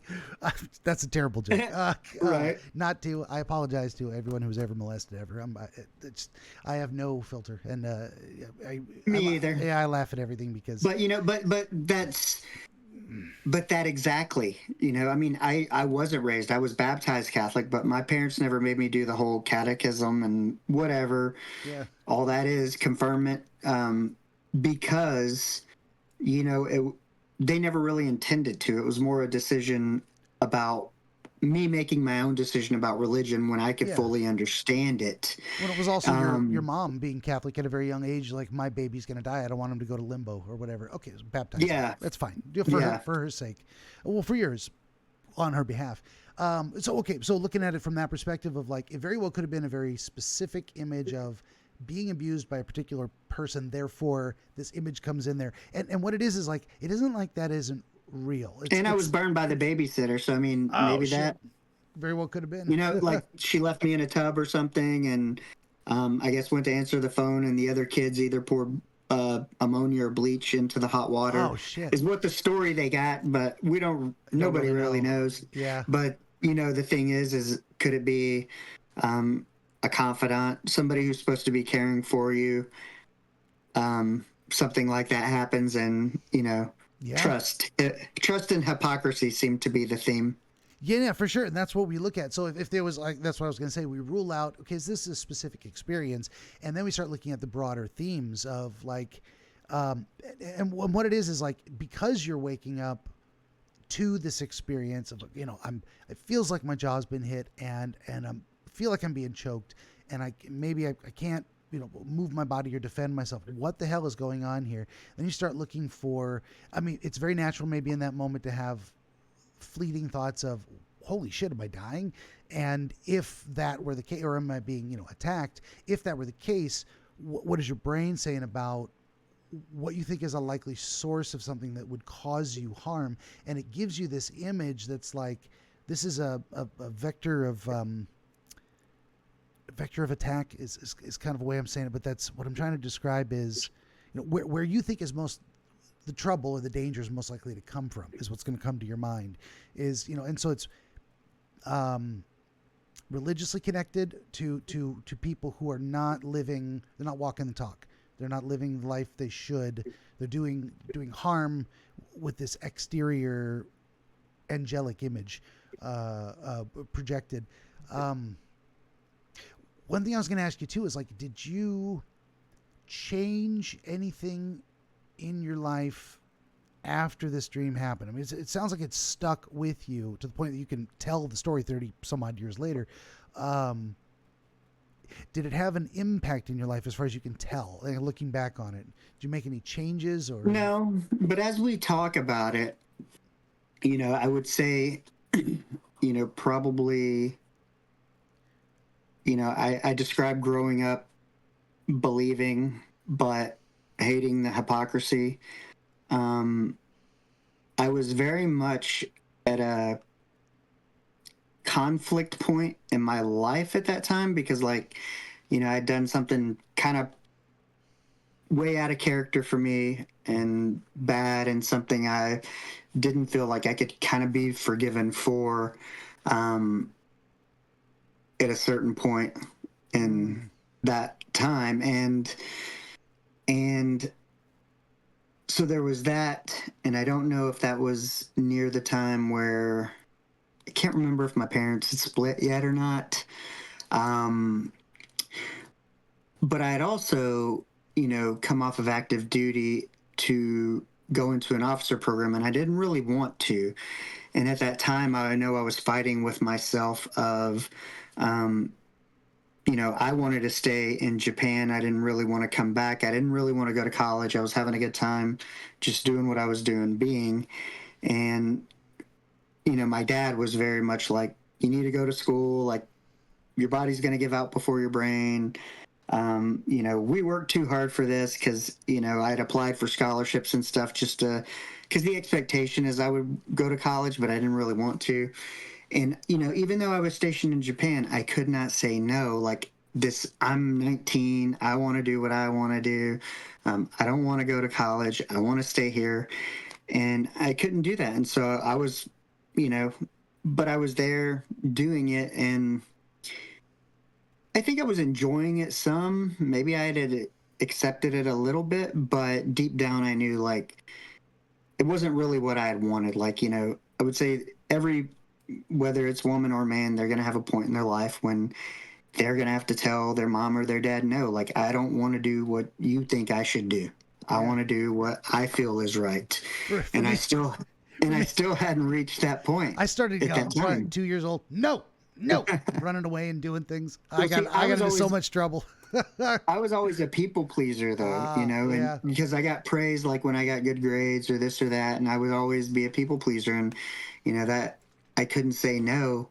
And so that was part of it. But, you know, you put all those things together, and the other part I was thinking about when you were talking about that, and we talked about, you know, what does somebody from India see? Well, I very much, you know, believed in good and evil, angels and demons, spiritual, not, knew that I had done something wrong and out of character and was working on that, knew I couldn't say no to my father and be my own person. All these things that I consider kind of a spiritual warfare thing. And so it led me to that question of when we were talking about it is, you know, if you didn't believe in angels and demons, could you have that experience? Was it because I believe in them and believe that they exist and that there is a form of spiritual warfare that we don't see in a different realm? Is it because I believe in that and I was fighting with myself and stuff that was able to come through? Or is it, you know, like I said, if you believed in none of that at all, if you were an atheist and like whatever, would it mean the same thing? Would you see that? Would it have any meaning? Would it have any context? Or would that shift your belief? Yeah, for sure. And if there are no answers to these questions, this is something I'd love to. And so investigate that was more. the thing Yeah. is, no, I don't necessarily, it didn't change anything, because even though I've had these periods of, I wouldn't necessarily say that I walk away from my spirituality. I would just say that I've gotten to a few points in my life because I've done things that I'm not proud of, that I would say I would feel unworthy enough to be forgiven. And so I would kind of punish myself and kind of self-destruct and kind of just not care and be like, look, I'm not even going to try to be worthy. And so none of that has changed. And I would say I'm probably back to that period where, I mean, you know, I've always believed that there's good and evil out there. And, but yeah, it's interesting.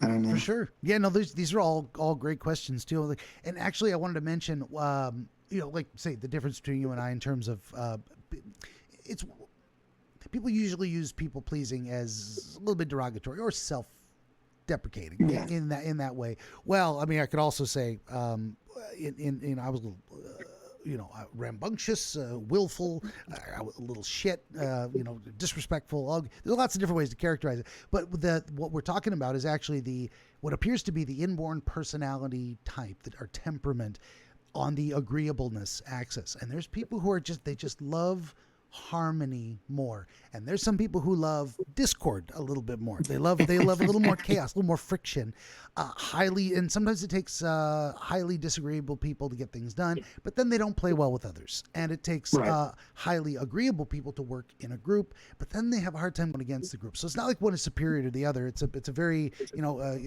people who are too agreeable fail to advocate for themselves and get into trouble that way. People who are too disagreeable, well, they advocate for themselves a bit too much, and people say you're not invited to the party anymore.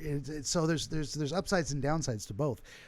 Just to throw that out there and contextualize that as well. But as you were talking as well, I had a bunch of ideas pop into my head too, and I think it is definitely okay. In my opinion, our thoughts and dreams always related to how we understand the world. That's the symbols we choose to insert or conjure up for ourselves. So if we look at it biblically, like the wages of sin are death. And so if you'd been through a recent experience where you'd done something you considered so sinful as like, then you would almost punish yourself, or at least show yourself being punished, because that's what you expect to happen. And then in a way, maybe that figure represented kind of you, in a sense of your own sin coming back to punish you, of like, you know, you did something and now the consequences are here. I think that's not exactly what I wrote down, but that's the essence of it. The idea that it would be no surprise, like, is this the punishment I was expecting? You know, and also then related to that idea of you know, even you and that's why I said this may have been you in a way, even if it didn't look like you, but the idea he looked like an older version of me with a Okay, fair enough. You did. Okay, well then. Kind Really, of now that I think back of going like, did you have all the pieces of the story? And sometimes you just need to be asked the right questions. that's what I find. People go, I don't know. It's a very short dream. I'm like, there's more there that But when I look at we'll it be now, I fine. mean, he had black slick back hair, Ah, kind of this, but a little more evil looking. gotcha. Yeah, yeah. No, that's so it's a very reasonable to say that we would look at, like, you've done this to yourself. What you are suffering or what you're going to suffer has been caused by you, and so it's as if an external version of yourself were in inflicting that punishment. And to have him be a little older is like, this is the chickens coming home to roost in the future. This is your future self doing this to you, and sometimes it's vice versa. You could have a dream where your younger self is doing it to you now, and it's like, yeah, that's kind of how time works. That's today's Ben eats a piece of cake instead of going to the gym, and tomorrow's Ben is fatter. That kind of thing, and vice versa. The future you benefits from what past you did. So that's an interesting way to kind of contextualize that as well too. So I mean, we've gotten almost a whole nother hour out of like what was basically an episode, what feels like an episode of Sleep Paralysis, and the description was extremely short. But there's a lot of there's a lot of stuff. There's a lot of stuff that goes into this. It's like, yeah, I'm not just, I mean, there's some people, and I have them online, they're like, oh, dream interpretation's hokum, and you're just this con artist. And I'm like, well, I mean, I think it's all connected. I think it is too. think otherwise, why would I remember it 30 years later? Carry it with me. Yeah. Well, but my grandmother passed away. I mean, I remember that, but yeah, we didn't really work in that angle necessarily. But still, it's like, and that's kind of where it goes. Like, oh, synchronicities, real, not. My thoughts almost as soon as hearing that going. To me, my explanation of what it was, hey, it was supposed to be you. Yeah, and that's hard to disprove. In a way, it's like that could also be true. Let's say everything you and I discussed is also true, and there was this other experience going on at the same time on top of that, which is you actually dodged a bullet, and maybe a relative took it for you on purpose, and maybe they even knew. They even had a choice. They're like, well, he can go or you can go. What do you want to do? We don't know that supernatural forces don't do that. I mean, I think there have been descriptions, and that's what you describe of going like all the things but what you believe, but then also, you could tell if I think as soon as I heard that and I was able to explain it that way to myself and accept it as what I believe to be true, then that probably would also tell you the level of faith and turmoil and different things I was going through on a spiritual level that would automatically just cause me to explain it and accept that as truth and never really question it again, and never really tell the story more than a couple of times, other than when you sent me the thing to be on the show, and I was like, oh, maybe it means something, maybe it doesn't, but it's a good opportunity to revisit. Well, I very often say dreams self-select for importance. If you remember it years later and it still feels like something, let's take a look at it. Let's see what it was. And what I'd asked you was also that did anything change for you afterwards? And that is one way dreams can affect us. They can also be reinforcing. Nothing changes because it reinforced that you were on the right path in the first place, which was, don't give in to these things that make me feel bad. Don't do things that I know are wrong. I'm going to recommit to that going forward. So it may have been actually an absence of change that was most significant. I started dating somebody shortly after that, and this has only come up as we were talking, so because what I'd done, I felt low self-worth, invaluable. After this, whatever happened shortly after, regardless, series of events, I started dating someone. I then felt valuable again, like a value. But then, of course, years later, once that relationship ended, there was a period of, I wouldn't necessarily say invalued, but heartbreak. Yeah. But yeah, I would say if anything changed, I didn't value myself kind of before that, but shortly after that, I did date somebody, and that, I think for most people that it does give you a sense of worth. That's what I was going to say. It's like we very often do draw our sense of self-worth from the validation of others, which is a trap in the social media age of like, audience capture, they would call it. Say for a podcaster, is like, are you just telling people what they want to hear so they give you money or give you approval? But there's also something very real that we need from other people. Very few people are capable of being an island, being a true hermit, having no interaction with, needing no validation. Was I'm fine as I am without you. I don't care what you think of me. Yeah, That's a little more on the disagreeable side. Those people are in isolation in a prison somewhere. Sometimes, and if they're fine with it, they're probably a psychopath, because it's actually shown that's one of the cruelest things we do to people is lock them up in isolation and deprive them of human contact and connectivity. Yeah, and me, I'm like a 98% hermit. Like, I don't want to deal with most people, but I'm enjoying talking to you. I talk to my wife once in a while. I have a wife. It's one of those things where it's like, I'm not a perfect isolation, but I need very little. And like, if you're the last person I talk to until next week when I have another 2-hour conversation, I'm fine. But also relationship wise, it's. And especially being young too, it's like, what is my value? How do I define myself? And then when you have someone else tell you, you're valuable to me, you mean to me, that's huge. And it can be addicting, and that's it can be dysfunctional as well, which is why some people stay in relationships they shouldn't, even if they're abusive, or longer than they should when they've grown apart. And it's like, what are we even doing here? But to maintain a sense that you as a person have value, it's good to have it reinforced and enhanced in a relationship.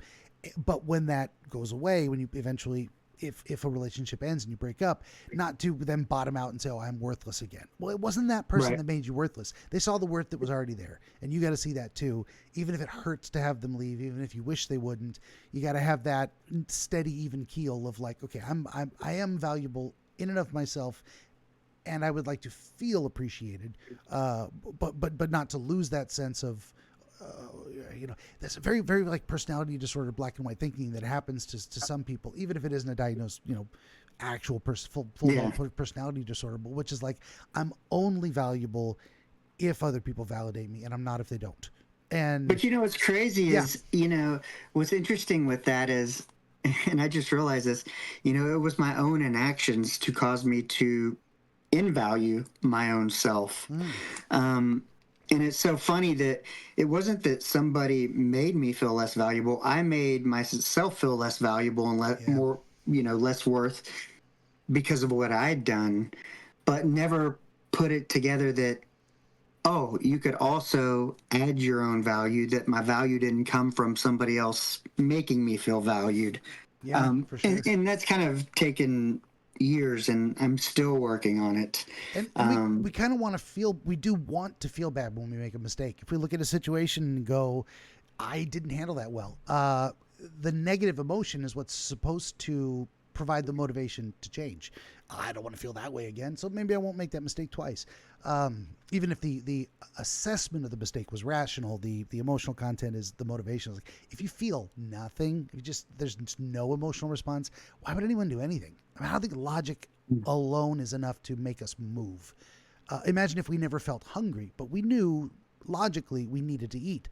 Would we ever eat? Would we just eat on a routine because we had to stay alive? I think these are feelings that they serve a useful purpose when they're out of whack, when it's disproportionate to the situation, when it's opposite what you should be feeling, all kinds of dysfunctional ways to have emotions. But, and I don't encourage people seek out trauma to motivate themselves to change. And but it can be, and it very often is like, you feel bad because you need to do something, and you dissipate that by doing something. And very often it's making a change in your behavior or asserting more control over how you deal with your life. Sometimes it means, I'm too disagreeable, I should calm down because I pissed that guy off and now I feel bad, or vice versa. And it all kind of boils down to awareness. Us having this conversation and those listening becoming aware that these concepts exist, and then applying them to yourself, and then Yeah. starting to be aware, like, because you have to have a certain level of awareness to even know, like, I didn't handle that the best way. It's true. A lot of people are kind of blind to it. But also to respond to it yourself and go, I didn't like it. Because some people will just ignore it and chalk it up that, hey, that's just the way it is. They're unwilling to, and then you ignore maybe what should be your guiding light. Yeah. Ignore some things that are wake-up calls. And I mean, a wake-up call can be very small, can be very simple, and it can be really big. And it can be like, you've talked to addicts too. It can be what they call hitting rock bottom. It's like, I got in some crazy shit and I realized this is not okay. This is messed up. I'm hurting people. I'm hurting myself. I don't like this. But honestly, no one changes anything until it's not working for them anymore. So sometimes you got to let people get to the point where they're like, this ain't working. And a lot of times we can do that with the self-assessment, which is, how did that work out? Didn't turn out like I planned. Maybe I should do something different next time. It's just as simple as that, kind of that little pattern. Yeah. Good talk. I think how do you feel about it? I think we covered the dream and had a good conversation. It's a lot of stuff there. There's a lot of stuff there. It's interesting, but what I find too is what I enjoy is I feel like I'm even learning pieces of stuff little dots are connecting for me as I tell it and talk to you and realize some of these things. It's like, yeah. That is great. I mean, it's just you learn something new every day. Little pieces come together, and you can always learn something more about yourself by looking back on some situations. The picture becomes more clear. Yeah. How did I get here? What's going on with me? Oh, I see. Okay, that those dots connect. Well, and the fact that I can even go like, hey, I believe then. Maybe that's why I saw it. I mean, what I believed in shaped what I saw. The world that I believed in. Yeah, and I don't think that makes it any less real. I think these are just what is it? Many names for God, one God, but many names. Well, I describe it as water. I go, we all need water. We all just call it something different. We all know what it is. Yeah. We all know we have to have it. We just all call it. Some people call it H2O, agua, water, whatever. Exactly. But it's all the same thing. Yep, exactly. So the specific visual representation of a concept is going to based on, but the concept's the same for everybody. It's the same type of, looking back on the, like I said, it made you think of those people that were like putting on a show of, okay, am I being like those people? I didn't like that back then. I recognized that was wrong. That pissed me off about those folks. I don't want to be that guy. I don't want to do the thing I've always believed is wrong. What the hell? And that's a great wake up call too, of like, okay, let's not just don't do that. I don't have to be like that. I'm not going to be like that. It's a great thing to have brought to consciousness so you can focus on it and put it into action. Okay, well, I'm going to keep rambling if I don't wrap it up. So let's do this. All right. We are going to extend thanks to our friend Richard Kraft from Tyler, Texas. He's the host of the Men of the House podcast, exploring unfiltered truth of fatherhood, self-care, mental health, and navigating the chaos of everyday life. He has a link tree at Richard P. Kraft, and that link in the description below. I'm going to find that and get that put up there. For my part, would you kindly like, share, subscribe, tell your friends? Always need more volunteer dreamers, viewers for the game streams, 5 p.m. to 8 p.m.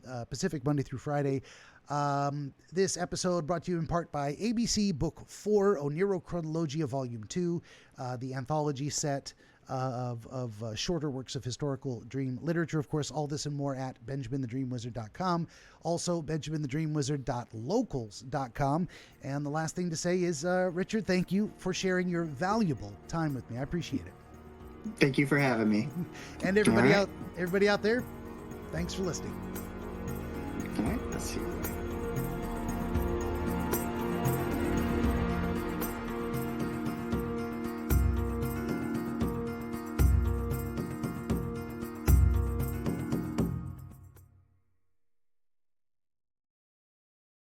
All right, I got the recording started. Your mic's live, my mic's live, the video's coming through.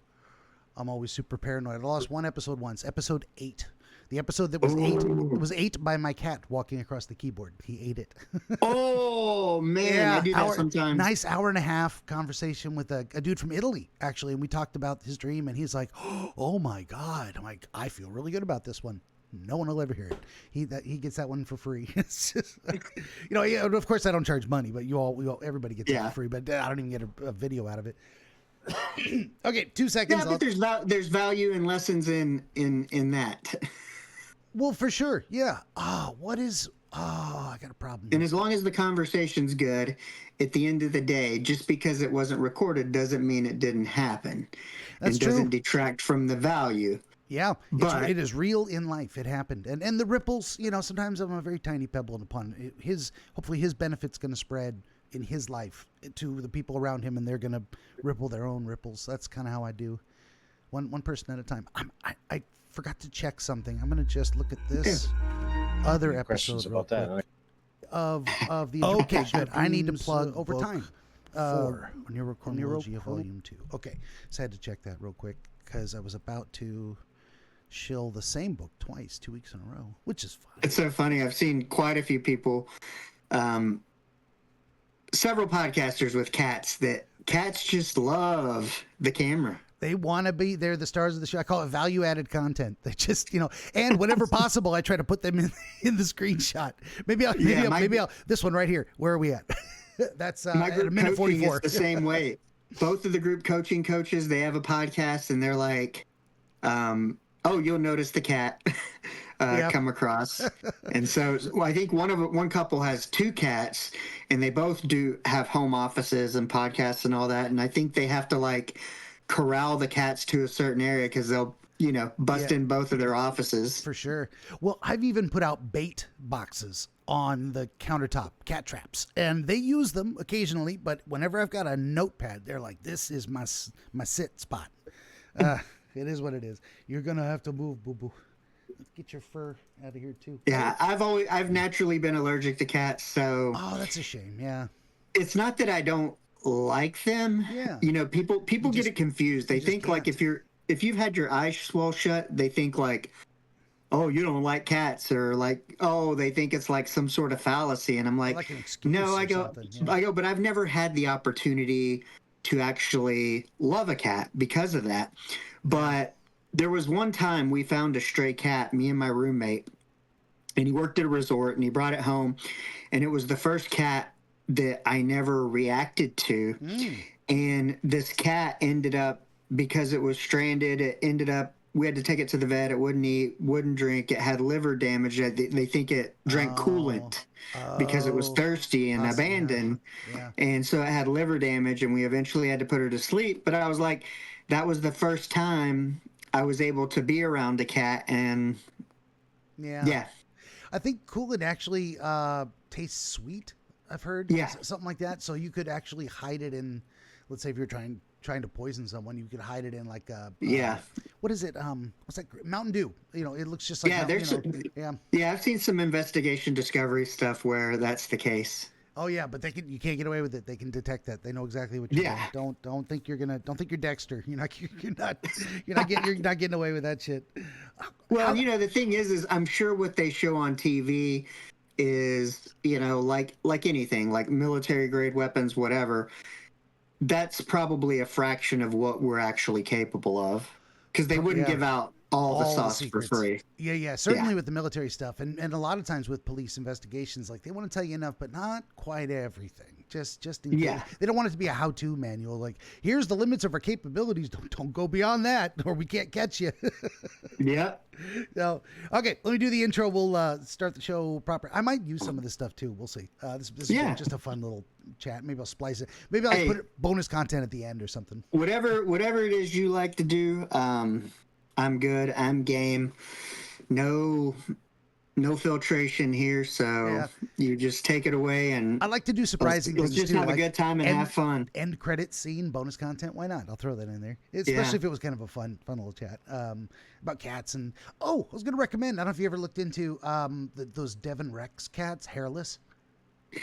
I haven't, but I know my daughter would like a cat one day, so I'm sure eventually. They're so funny looking, like naked mole rats. They're just hilarious little things, and they get cold, so they need sweaters. You gotta get a little cat sweater. She would even love that even more because we have a Maltipoo that, it seems like most dogs and stuff, little dogs hate wearing stuff. Yeah, but that's what my little peanut butter. You see him running around there too. He's an old man. He's on his last legs these days. We'll see how long, months or whatever. But I think he's a purebred Maltese, like a. Oh wow. What is it? My wife's foster father's, one of his foster kids, a boyfriend tried to get her this puppy, and she's like, I don't like you and I can't accept this gift, but he's like, I don't know what to do with it. So the foster dad adopted it, and then when he passed, we inherited. That's our inheritance, is this doggy retirement center. With the cats too.